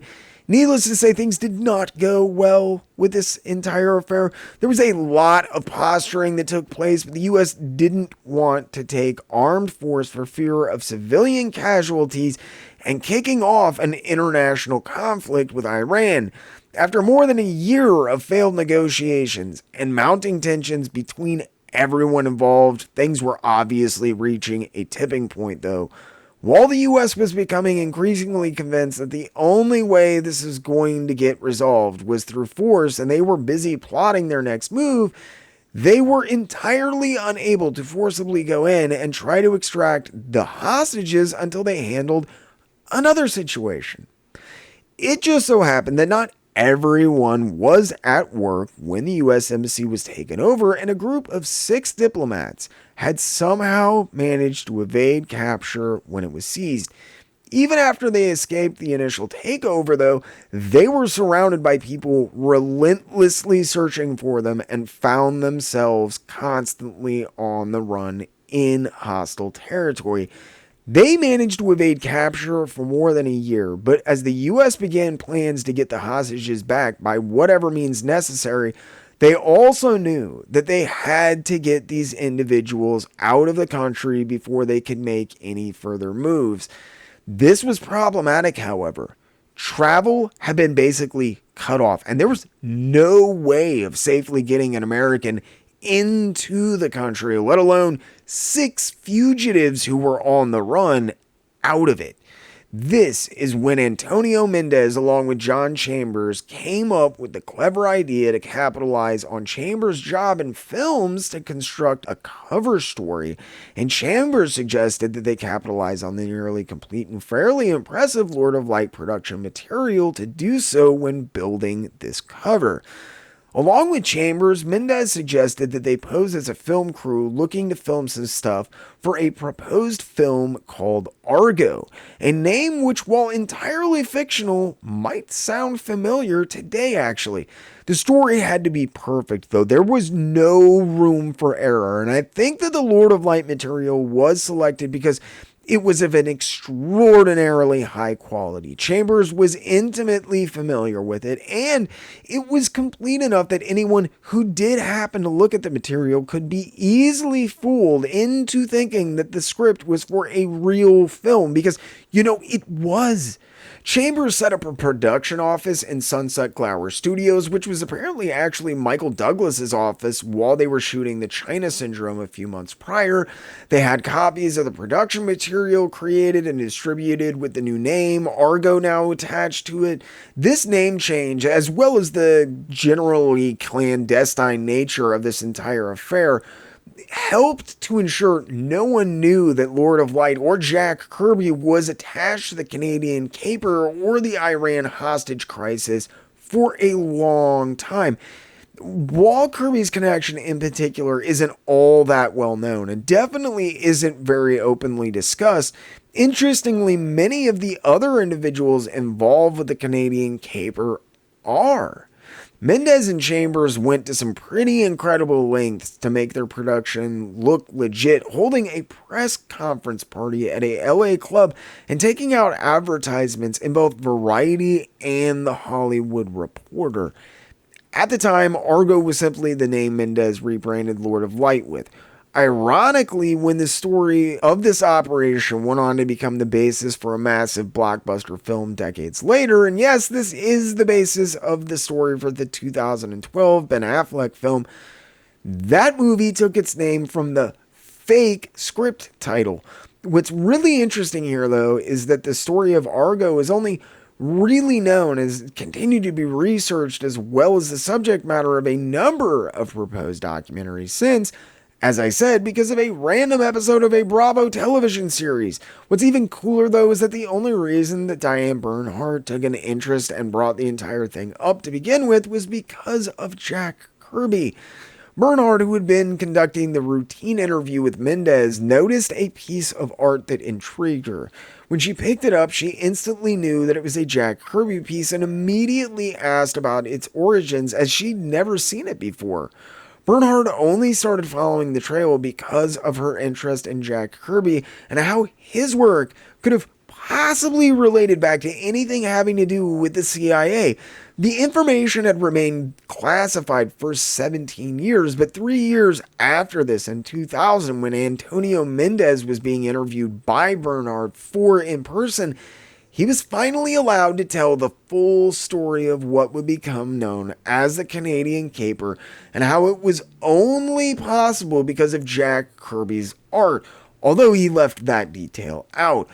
Prior to this interview, the government had implied, if not outright stated, that they were the ones responsible for the creation of the Argo production materials, leaving Kirby Geller and the rest of the Lord of Light production out of the story entirely. Mendez does mention the Canadian caper in his book Master of Disguise, which actually came out that same year, but there are details which only came to light because of the in-person episode, and in particular, the interest and tenacity of Bernhardt when looking at this matter. See, when I said earlier Mendez had admitted that John Chambers was the guy who had helped with the operation and supplied him with all of this stuff, what I meant was that he'd referred to Chambers by the name he'd used during this operation, Jerome. Mendez wasn't familiar with Kirby or his work, and I think he was only peripherally aware of Lord of Light outside of the scope of the Canadian caper operation.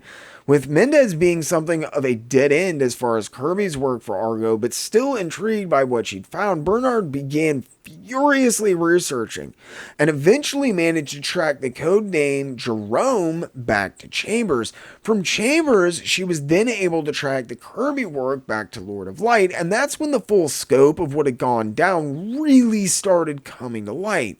While it's somewhat common knowledge that Kirby did this work today, at the time, veritably no one on the face of the planet knew the details of what had taken place. Kirby's work for the film had long since been scattered to the seven winds, though it was collected at least once that I know of for an art book, Lord of Light and the Permanent Structures of Science Fiction Land, by a very niche small market press, and it was largely dismissed and forgotten, especially considering its historical importance and quality. Thankfully, this wouldn't remain the case forever, but as always, we'll get there. Intrigued by what she found following her interview with Antonio Mendez, Diane Bernhard almost immediately began working on a documentary about the Canadian caper and its connection to Lord of Light and thereby extension Jack Kirby.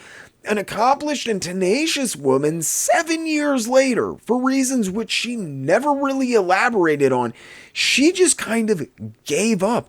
There was obviously some sort of brick wall she hit, but I don't know what it was. She knew there was still a story there, and a story worth telling at that though. So rather than simply give up and toss out all of her hard work, Bernhard instead seemingly chose something of a beneficiary to pick up where she had left off and gave all of her research and 7 years of distilled information to a guy named Judd Ehrlich. Ehrlich himself, immediately intrigued, also began instantly working on a documentary of his own.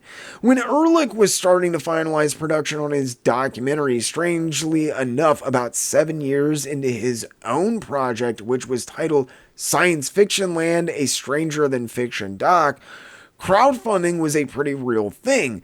I might not be doing it a lot of justice, but this is an interesting story. And in October of 2014, Ehrlich easily managed to raise the $50,000 he was looking for to complete work on his documentary.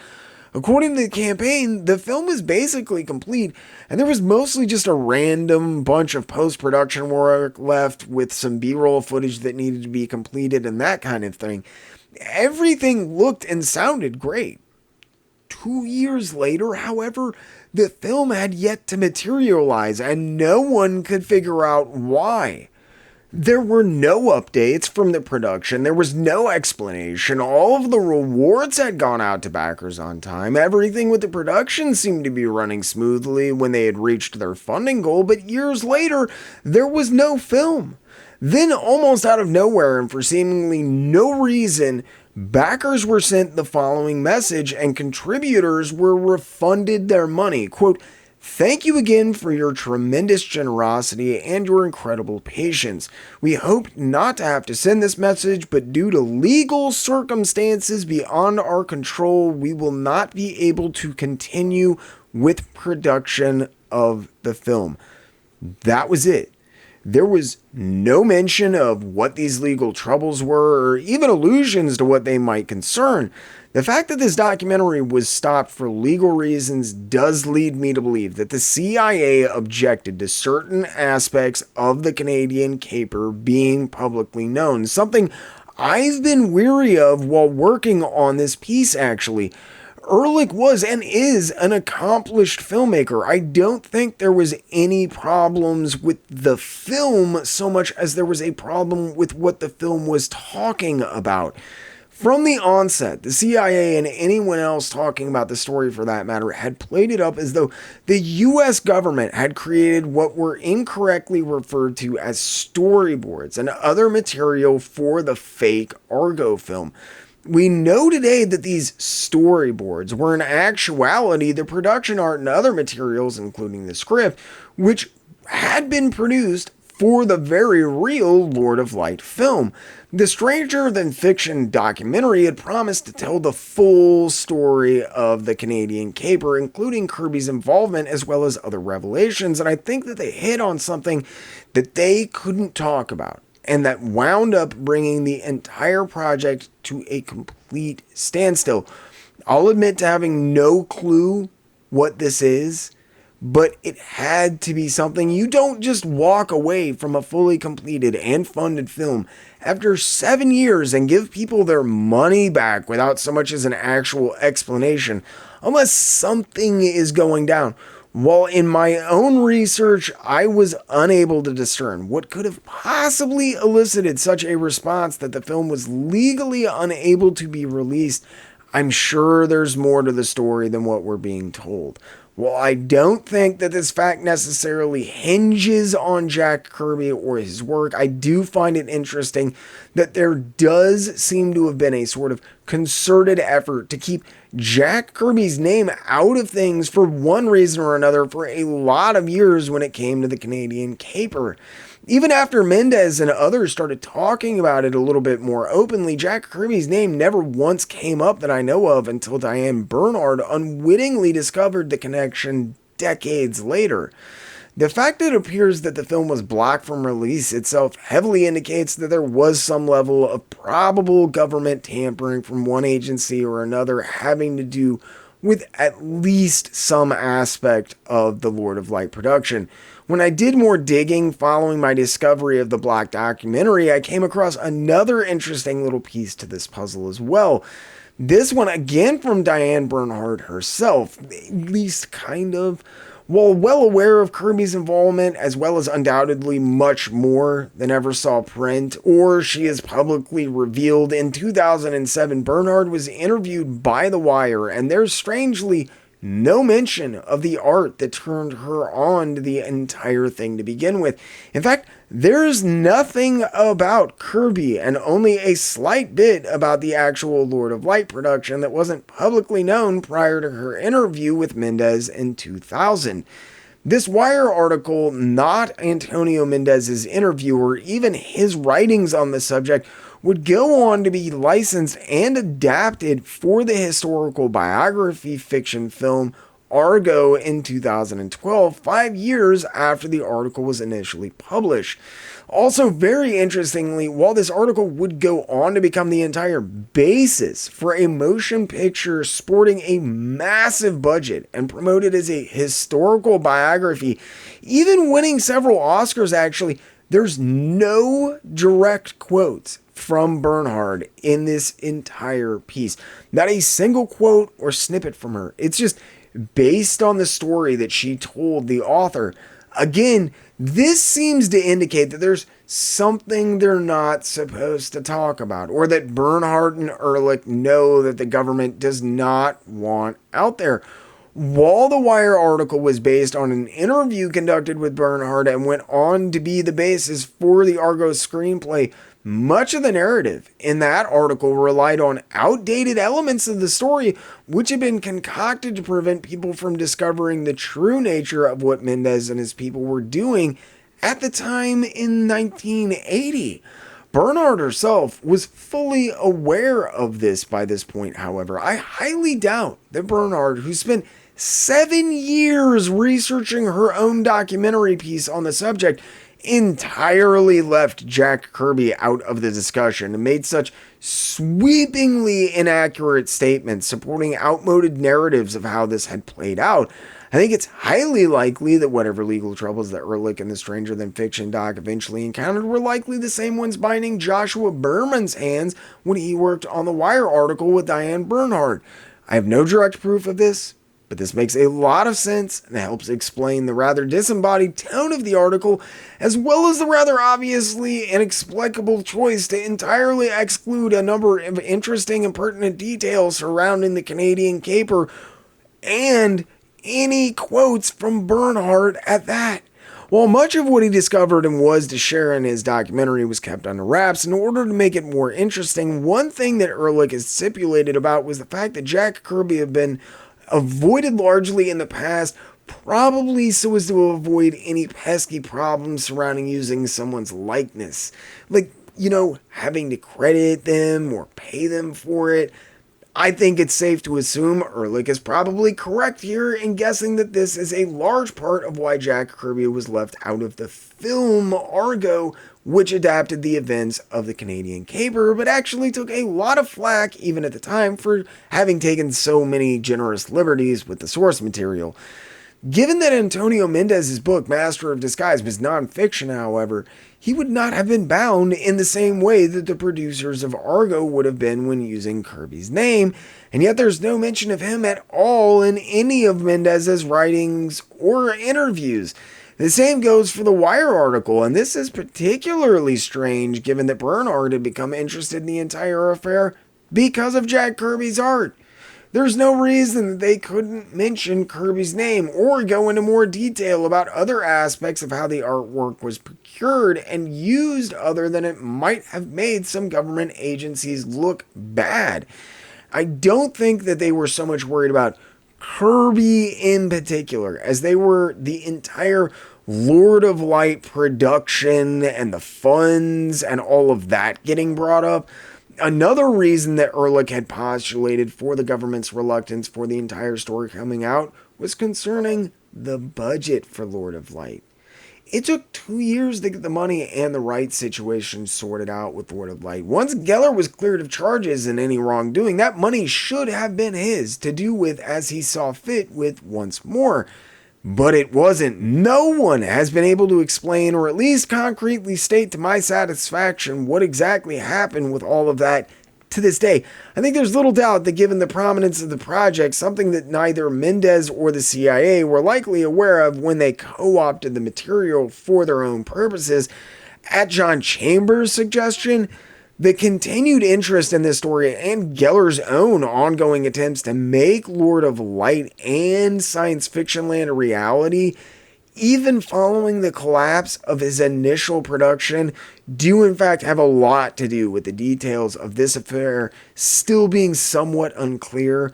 I mean, if you think about it, the CIA wouldn't want to come out and admit they hastened legal proceedings and likely orchestrated numerous raids which, although perpetrated under the guise of being for the ongoing trial, had nothing to do with it or anything else going on with Lord of Light, and the method by which they committed what basically amounted to the theft of the production material, including Kirby's artwork, production notes about sets, and the script for use in a clandestine overseas operation so secret that it wouldn't be declassified for nearly 2 decades. That's just not the kind of thing you come out and say, and the government, as well as Mendez and seemingly many others who spoke about these events over the years, did their best to keep the details vague and avoid arousing any suspicions linking the Canadian Caper with Lord of Light and thereby extension Jack Kirby. And they did a good job of it. There were few that ever suspected the two were connected, and it had taken the few who did know of it literally decades to stumble upon. Even people that were closely associated with the film's production were unaware, and this included Barry Ira Geller, who even in 2000, when the in-person episode aired, still had no clue as to how integral the Lord of Light material had been to the entire operation. Geller only began to suspect how big things really were after Bravo approached him about licensing the rights to using several of Kirby's pieces that he'd done for Lord of Light in the episode. Intrigued and more than likely a little bit puzzled, Geller tuned in and was somewhat shocked to discover the full details of what the Lord of Light production material had eventually been used for in the Canadian Caper. Once he saw the special Bernard put together, which included the fact that John Chambers had been the one to supply the script and Geller had a second to think about it, he began to put the dots together, and a lot of the troubles, especially concerning what had happened with the film's budget at almost the exact same time as when Mendez and Chambers finalized plans to use the material for their own operation, led Geller to some interesting speculation concerning the fate of his beloved production. Following the special and discovering their involvement, Geller had become increasingly convinced that the U.S. government had played a fairly integral role in the entire legal affair surrounding the demise of Lord of Light. And looking at things objectively, after all of my research, I can't say I disagree with the man either. Unfortunately, simply because it was a top secret mission. And even when it's declassified, there's just going to be certain things that you can't talk about or find out. I don't know if we'll ever discover the full extent of how much or little the government was involved with anything that went down with Science Fiction Land and the Lord of Light budget. Though there's some pretty strong indicators they at least had some involvement at certain points. What we do know about now is the extent to which Jack Kirby's material played a role in the entire affair. While it was continuously claimed that the production materials created for Argo had either been original constructs as maintained for many years by the government, or, quote, randomly pulled off of a pile by John Chambers, as Antonio Mendez would later state, the role that this production material played in the affair had never been in question, though, just the creator of said material. This means that while we might not ever get satisfactory answers concerning Lord of Light as a whole, we can chronicle Kirby's involvement very reliably. I know I briefly described the Canadian caper before, but I didn't really get into any of the details of how Kirby's art was applied to the operation or the specifics of how anything was accomplished. I wanted to set the stage a little bit and make it clear I do think there's something larger, and I don't know what, but something at play here that no one is talking about, that no one is allowed to talk about. However, I'm also pretty well convinced that whatever it is, it does not play inordinately heavily into the narrative of this Jack Kirby documentary. Considering what happened with Ehrlich's Science Fiction Land, I did decide to not really pursue the legal angle of the government tampering with funds. As far as Kirby's art and its involvement in the Canadian caper, here's what we do know took place. Antonio Mendez, along with several others, including John Chambers, using the Lord of Light production material, mounted not only an entirely fake film production, but a production company as well. As I mentioned, things had to look above board, and as I said, they went so far as to run full-page ads, hold a press conference, and rent out a fake office for Argo. This was done in order to successfully convince the Iranian government, who was on high alert, patrolling any traffic from the US extremely heavily at the time, that Mendez and the rest of his team were actually Canadian filmmakers looking to shoot some footage for their film Argo in Iran. The Canadian government actually supplied official false passports for the mission, showing you just how big of a deal this whole thing was, being a joint operation between the Canadian and the US governments. There were lives at stake, and they couldn't afford to make any mistakes. I think this is one of the main reasons that they had taken the Lord of Light material. It was veritably complete. It had amazing illustrations and copious notes about set designs and anything else that you could possibly need in order to convince someone you were making a film. Team this with Chambers' familiarity with the material and not only how to present it, but legitimately how to pitch it, and you have the basis of why I believe that the Lord of Light material was so important and indispensable to the Canadian caper. It was expansive and ambitious, and scouting for strange settings and places to shoot in Iran would not raise an eyebrow if you even took a cursory glance at the script or illustrations that accompanied it. Kirby's ambitious and equally strange architectural creations, originally meant for Lord of Light and Science Fiction Land, were now instead providing the perfect cover for Mendez and his crew as they attempted to covertly extract the ambassadors on the run who had been in hiding for more than a year at this point. Mendez opted to keep things simple and took only the bare minimum of men that he thought he needed to make their cover work.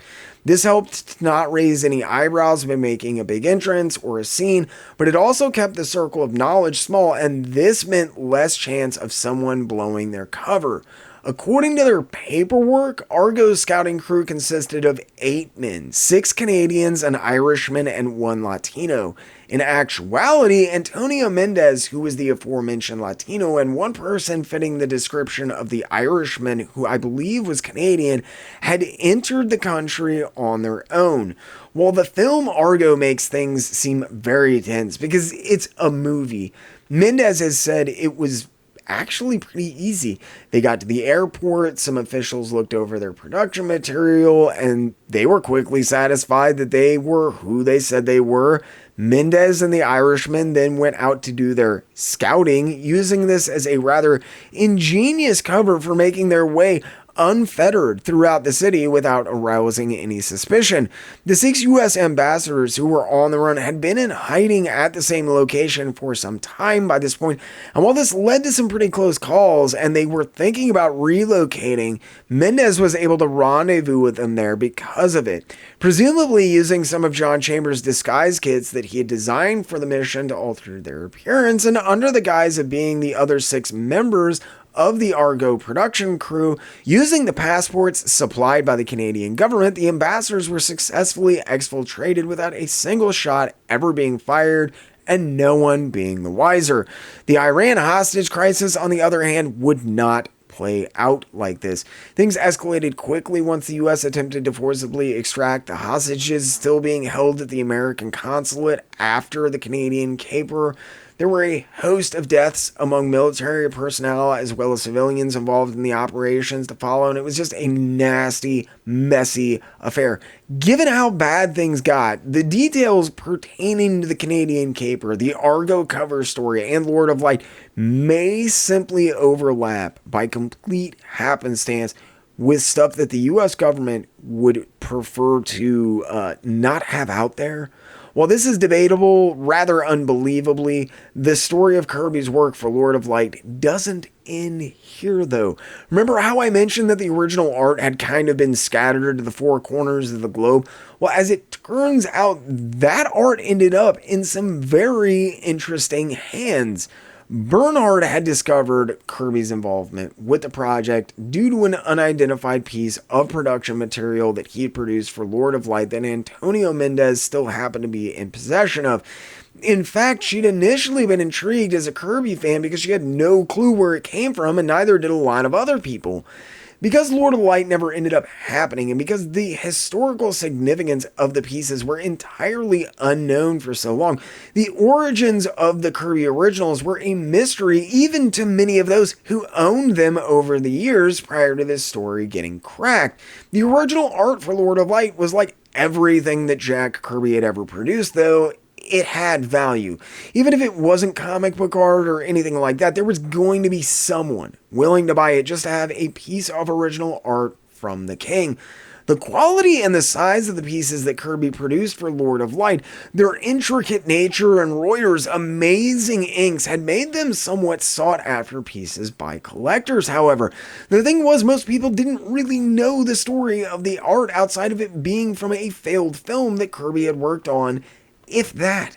The main thing was they were great Kirby pieces, and with the vast majority of Kirby's work coming from, how shall we say, questionable provenance, which is to say that it's stolen and everyone knows it, Kirby pieces with provenance, and especially ones of the caliber that he created for Lord of Light, were highly sought after by collectors because they were desirable due to being high quality Kirby work and not because of their subject matter, which many people were entirely unaware of. This meant that the pieces changed hands rather often, and over the years they found their way into some interesting ones. Flashback to 1993. We open on a scene of a young Jim Lee flush with cash from record-breaking sales on X-Men #1 and showing no signs of going anywhere but up, sitting quietly in a Sotheby's auction house, anxiously awaiting an upcoming series of art that's been advertised. Lee, who is a massive Kirby fan, also knew that if you could manage to get your hands on good Kirby originals for a decent price, they were a sound investment and was hoping to score a few new pieces for his collection as well. Lee ended up picking up 2 pieces from what was incorrectly described as an abandoned film that Jack Kirby had worked on titled Argo. If Sotheby's getting the name of the film that they were done for wrong doesn't tell you how little people really knew about these pieces, despite their prominent creator, I don't know what will. The pieces that Lee picked up were two of the architectural structures that Jack Kirby had designed.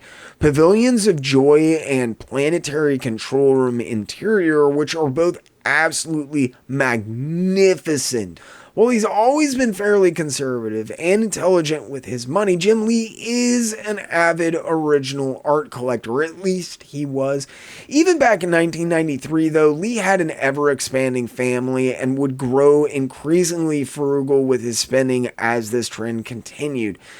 As Lee got older, his living expenses got to be bigger and bigger, and by the time that he was having to think about stuff like sending kids to college, he started turning his eye on his art collection. While I think he's undoubtedly kept the best of the best of the best for himself, Lee has let more and more stuff go over the years as his kids have gotten older, and he's parted with more of his personal collection than you might think. But these were Kirby's. While he sold an ever-increasing amount of stuff, these pieces were not among them initially. The massive fan that he is, Jim Lee sat on them for years, having no clue as to their actual origins or the historical importance or value. It wouldn't be until 2007, after Antonio Mendez's Master of Disguise book talked about the Canadian caper firsthand for the first time, after the in-person interview segment had subsequently been filmed, wherein an interested reporter began to put the pieces of this entire thing together, before then spending more than half a decade researching the entire affair, only to suddenly toss in the towel, and only after that same reporter then gave an interview to another reporter sharing this information, which would be adapted and eventually utilized as the basis for the Wire article, that Jim Lee finally found out exactly what he was sitting on. It took a bit, but the Wire article was a big deal. As it continued to gain momentum, rather than cash in or anything, Lee continued to hold on to the art for a further 5 years as interest in the story and the article and its connection to Jack Kirby and these proposed documentaries kept coming up, culminating in the licensing and adaptation of the Wire article for the motion picture Argo in 2012. Argo was nominated and eventually won the Oscar for both Best Picture and Best Writing for an Adapted Screenplay, and Jim Lee put the pieces up for auction in August of 2013, coinciding with the hype surrounding the film and these awards. Comic art had been steadily on the rise over the last several decades, but it certainly wasn't what it is today.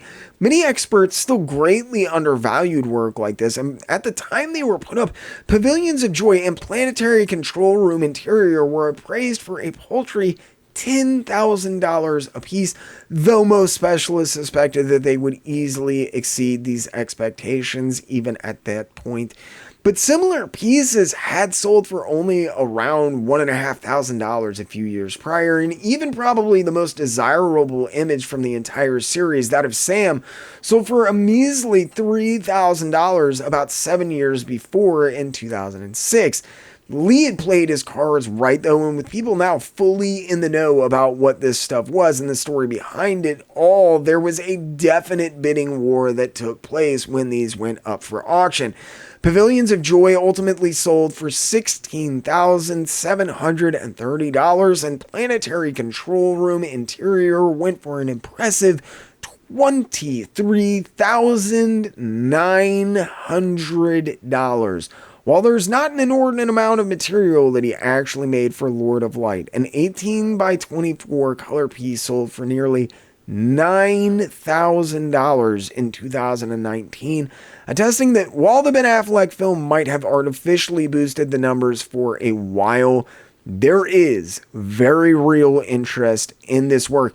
And I think a lot of that stems from the story behind it, as well as the astounding quality and power of the work as well. While Jim Lee took the Argo film as a way to cash out, starting right around 2010, Barry Ira Geller did the same thing he'd done in 1971. He decided he was going to make a movie. Well, actually exactly what he'd done in 1971. He decided he was going to make Lord of Light again. Geller also set his sights on making science fiction land a reality once more as well. The film helped put some wind into his sails, and there had been pretty steady interest in Geller and his work following Diane Bernhardt's revelations concerning the Canadian caper, which were only heightened when not one but two documentaries about the subject were abandoned for unnamed reasons.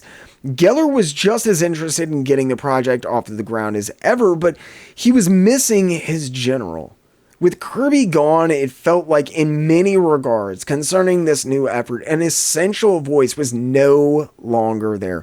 Kirby had died years prior in 1994, and there was no getting anyone else to make material for the film artistically. Kirby had been an essential part of Lord of Light's DNA, and Barry Ira Geller knew it. Rather than get hung up on problems, though, as always, Geller set about creating solutions instead. With renewed interest in his work due to the in-person episode, the Wire article, and the actual Argo film, Barry Ira Geller became increasingly interested in the preservation and presentation of Jack Kirby's work in general, but especially for Lord of Light. This was work that he and Kirby had slaved over, and I think that Jack Kirby had definitely paid a lot closer attention to this than some of the other stuff he did around the same time. Even inker Mike Royer apparently felt added pressure to go above and beyond for the Lord of Light material and plainly recalled this fact 30 plus years later. Geller began working with the Kirby Museum to restore and preserve the 16 original images that Jack Kirby had done for the project. Geller would eventually go on to produce a series of Jiggly prints, and in conjunction with the Kirby Museum in 2012, representing the pieces as they'd never been seen by anyone outside of the production itself, or anyone lucky enough to have owned one of the originals. Originally, when I started working on this piece, it appeared that Geller was cashing in on Kirby's name and trying to recoup some of the money that he lost over the years. The more I looked, though, the more it truly seemed to pain Barry Ira Geller that people, and especially young comic readers specifically, didn't know who Jack Kirby was anymore. As Geller said himself, quote, "For years, I've been trying to get people to recognize him for the creator he was. For the longest time, even a few years ago, people, young children, wouldn't know who Jack Kirby was, so it was always my plan to get the word out and talk about it. And plan he had. It had been an excruciating process, taking Tom Kraft more than 2 years to properly restore Kirby's images produced for Lord of Light, eventually working almost entirely from the original negatives. My only complaint about this project, and it does not stem from the quality, is that the images were only offered as part of extremely limited print runs and are actually pretty cost prohibitive if you want to pick one up today as a result. It would have been nice if they'd made the images more widely available, but it had to have been a long and arduous journey, and I can't complain considering I'm pretty sure they had to license the images and the likenesses from Lord of Light, and it was probably just a whole headache, and I'm just glad that they did it, to be honest. Plus, the results were fantastic. The series of images did well, and once they'd finally managed to properly restore Kirby's images and get the Jiggly set out, Geller was reinvigorated about the entire thing in a way that he hadn't been for a very long time. Following the 2012 print set from the Kirby Museum, Geller began to explore even more avenues of promoting Kirby and his work for the film in particular, and if he came up with a way or was given any opportunity to get the work back out there and talk about Jack Kirby and Lord of Light, Geller seems to have seized on it almost immediately. While it had been created and subsequently buried in only a matter of months between 1979 and 1981, with the help of the renewed interest in the part that they had played in the Canadian caper, the Argo film starring Ben Affleck, and Geller's continued attempts to promote the work just as vigorously as he had done then, following the 2012 print set from the Kirby Museum, Lord of Light's productions images started showing up all over the place. Summarily forgotten following their creation for more than 30 years, Kirby's work would finally start to be appreciated in the way that it should have been all along. While it showed up in a bunch of places, I think the most notable and interesting reimagining of Kirby's Lord of Light material occurred in 2015 when Geller teamed with Heavy Metal. Together, they produced a series consisting of 14 of Kirby's Lord of Light images, all using the restored black and white versions that Geller had done in conjunction with the Kirby Museum, now presented in color for the first time since their creation in most cases. While Kirby had done a limited amount of color on a few of the more rough images that he created for the project, Heavy Metal, as always living up to their name, took an interesting approach when they chose to spotlight the work and actually center an entire issue around it. Rather than traditional coloring or anything that might have approached what Kirby or Geller, for that matter, had intended at the time, Heavy Metal instead decided on using a quasi-psychedelic blacklight styled color theme. While I was never able to find an actual stated reason for this choice, which might seem strange to some people, turning the images into a giant blacklight poster when they were just black and white pen and ink drawings, but it's my belief that this was done in an effort to pay homage to the old Marvel blacklight posters from the 1970s, which utilized so many of Kirby's images, and I happen to be absolutely obsessed with. Where the Marvel blacklight posters at the time seemed to have almost had no thought behind the color alterations and schemes in general, the Heavy Metal colors appear to have had a great deal more thought applied to them. The Heavy Metal images were far less garish than the original Marvel blacklight posters, and I have absolutely fallen in love with these images over the past several years. I don't know why Heavy Metal didn't just go the extra mile and do the two other images that Kirby produced for the Lord of Light, but that's just a minor gripe. My big complaint is that I really wish that Heavy Metal had licensed a poster version, or at least included some pull-out gatefold versions in the issue where they appeared. Sadly, once again, the images were only available as limited edition prints outside of the interior pages of the Heavy Metal issue itself, this time all signed and numbered and even more expensive. The whole thing was treated like a pretty big deal, and they centered this entire issue around them. It was a shame Heavy Metal didn't capitalize on the images a little bit more and make them more widely available. This was definitely not the case for Geller, who continued to make strides to not only share and promote Kirby's work and legacy, however, but push the bounds of technology and present Kirby's art in ways it had never been seen before. Following the Heavy Metal issue, Geller's contributions and collaborations with the Kirby Museum, as well as his continued attempts to reinvent and represent Kirby's work in new and interesting ways, began to become increasingly frequent. Geller was getting older, and while he still dreamed of getting his beloved film off of the ground and constructing the accompanying theme park, as both Lord of Light and Science Fiction Land began to seem like they simply weren't worth the time and effort required given his age, I think Barry Ira Geller relished having his work live on in some small way through Kirby's own legacy and work, knowing that his proposed Lord of Light film wouldn't be forgotten anytime soon, despite never getting the movie produced, the park built, and the legal snafu that had surrounded the original production. More than using Kirby as simply a trumpet for his own ends, I think Barry Ira Geller also really enjoyed sharing his experiences concerning Jack Kirby with interested fans and historians. As time went on, he became much more entrenched than ever in painting a more complete picture of Jack Kirby as a human being, his thoughts and his emotions and how he saw the world and worked with others. I think there's little doubt that Geller did enjoy the attention that this material afforded him. I think there's also just as equally little doubt that he genuinely and deeply loved Jack Kirby, not just his art. To see what Barry Ira Geller managed to accomplish with the mere 16 images that Jack Kirby produced for him while under his employ as well, it truly boggles the mind to think of the wasted opportunities and potential that were literally everywhere during Kirby's work in the comic book industry.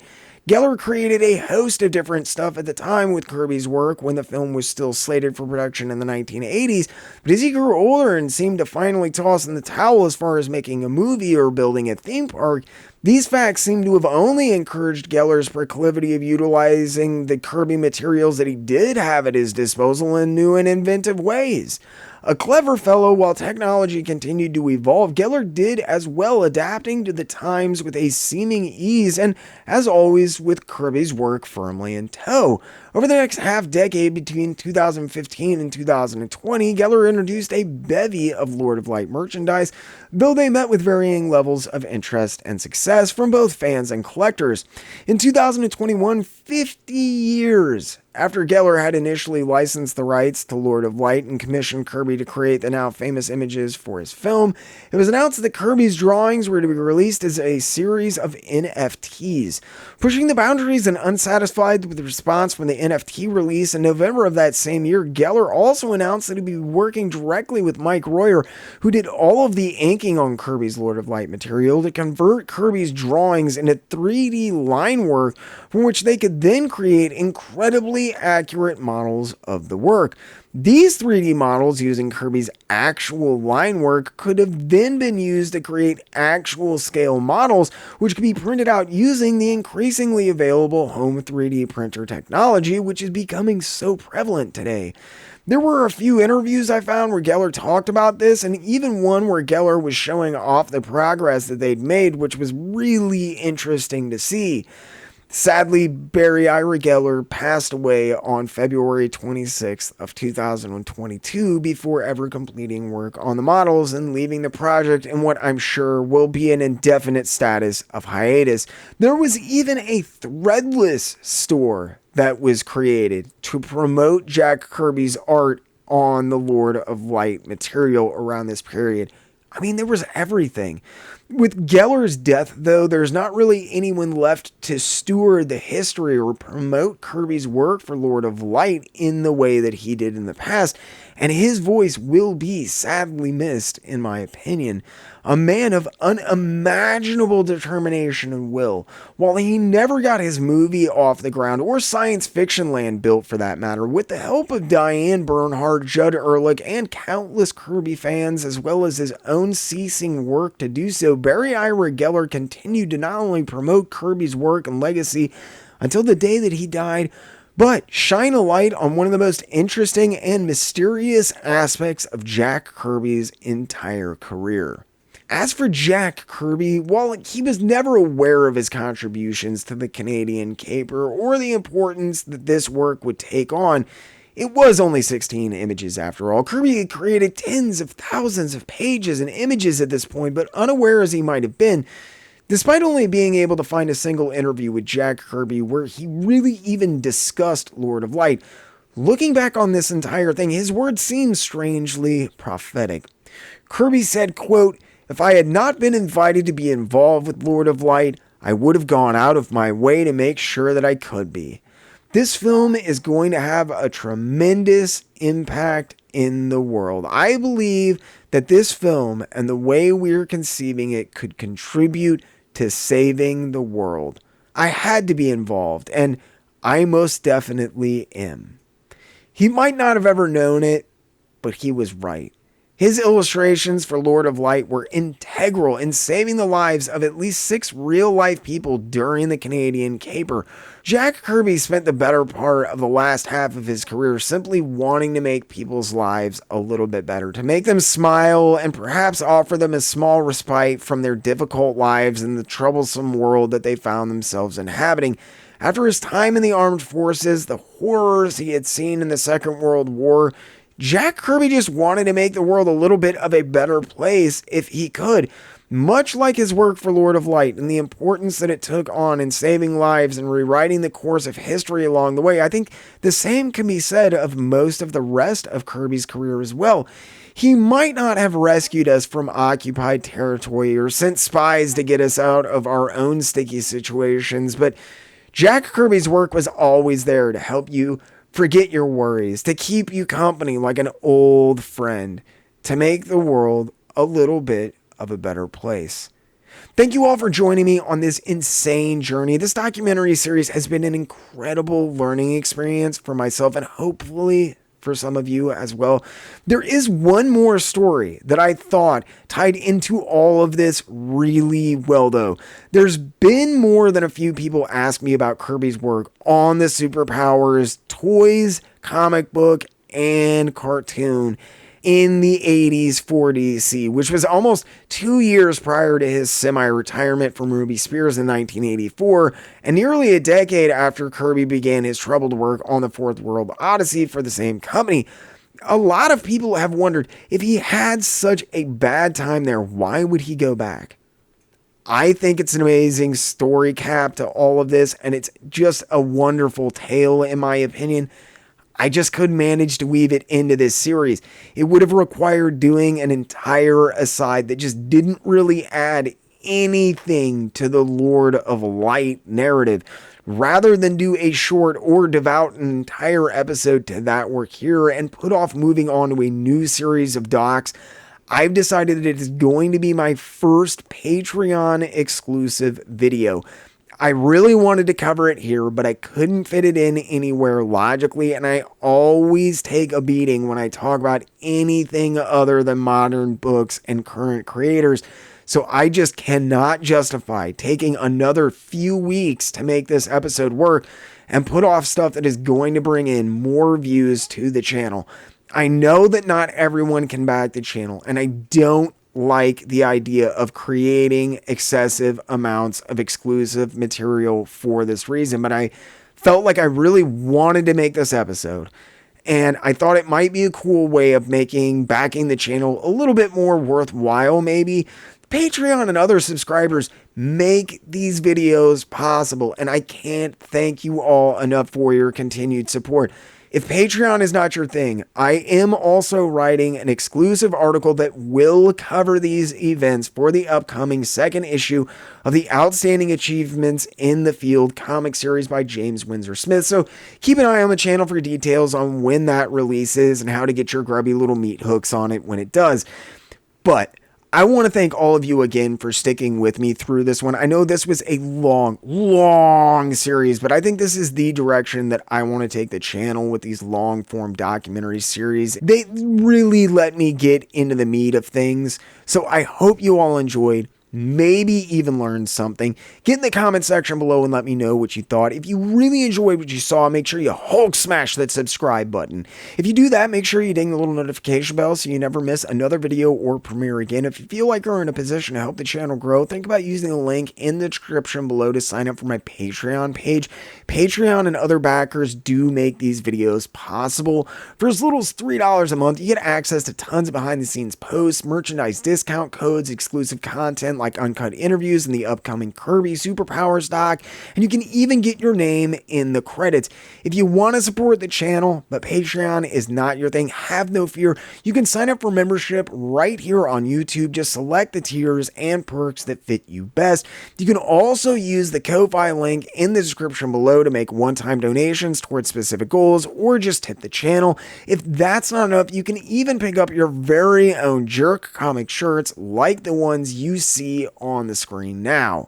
As always, this video was brought to you by the Jerk Broadcasting System, as well as generous grants from the viewers you see on the screen now. I'd also like to personally thank my loyal Wednesday warriors: Channel 10, Super Chasing, Clinton Salvini, Luke Anderson, Mike Dolan, Sergey Paez, Lynn Sennett, Super Chasing, Jay Rainwater, and Mike Dolan. Again, thank you all from the bottom of my heart. I hope you all are enjoying the new direction the channel is taking, and I'm doing you all proud. It means a lot to me that you all spend your hard-earned money to support this dream of mine, so thank you again and again. And speaking of which, thanks again for sticking with me. I hope you all enjoyed, maybe even learned something, and as always, I really, truly, and honestly ask only two things: keep hitting those local shops, and keep reading comics.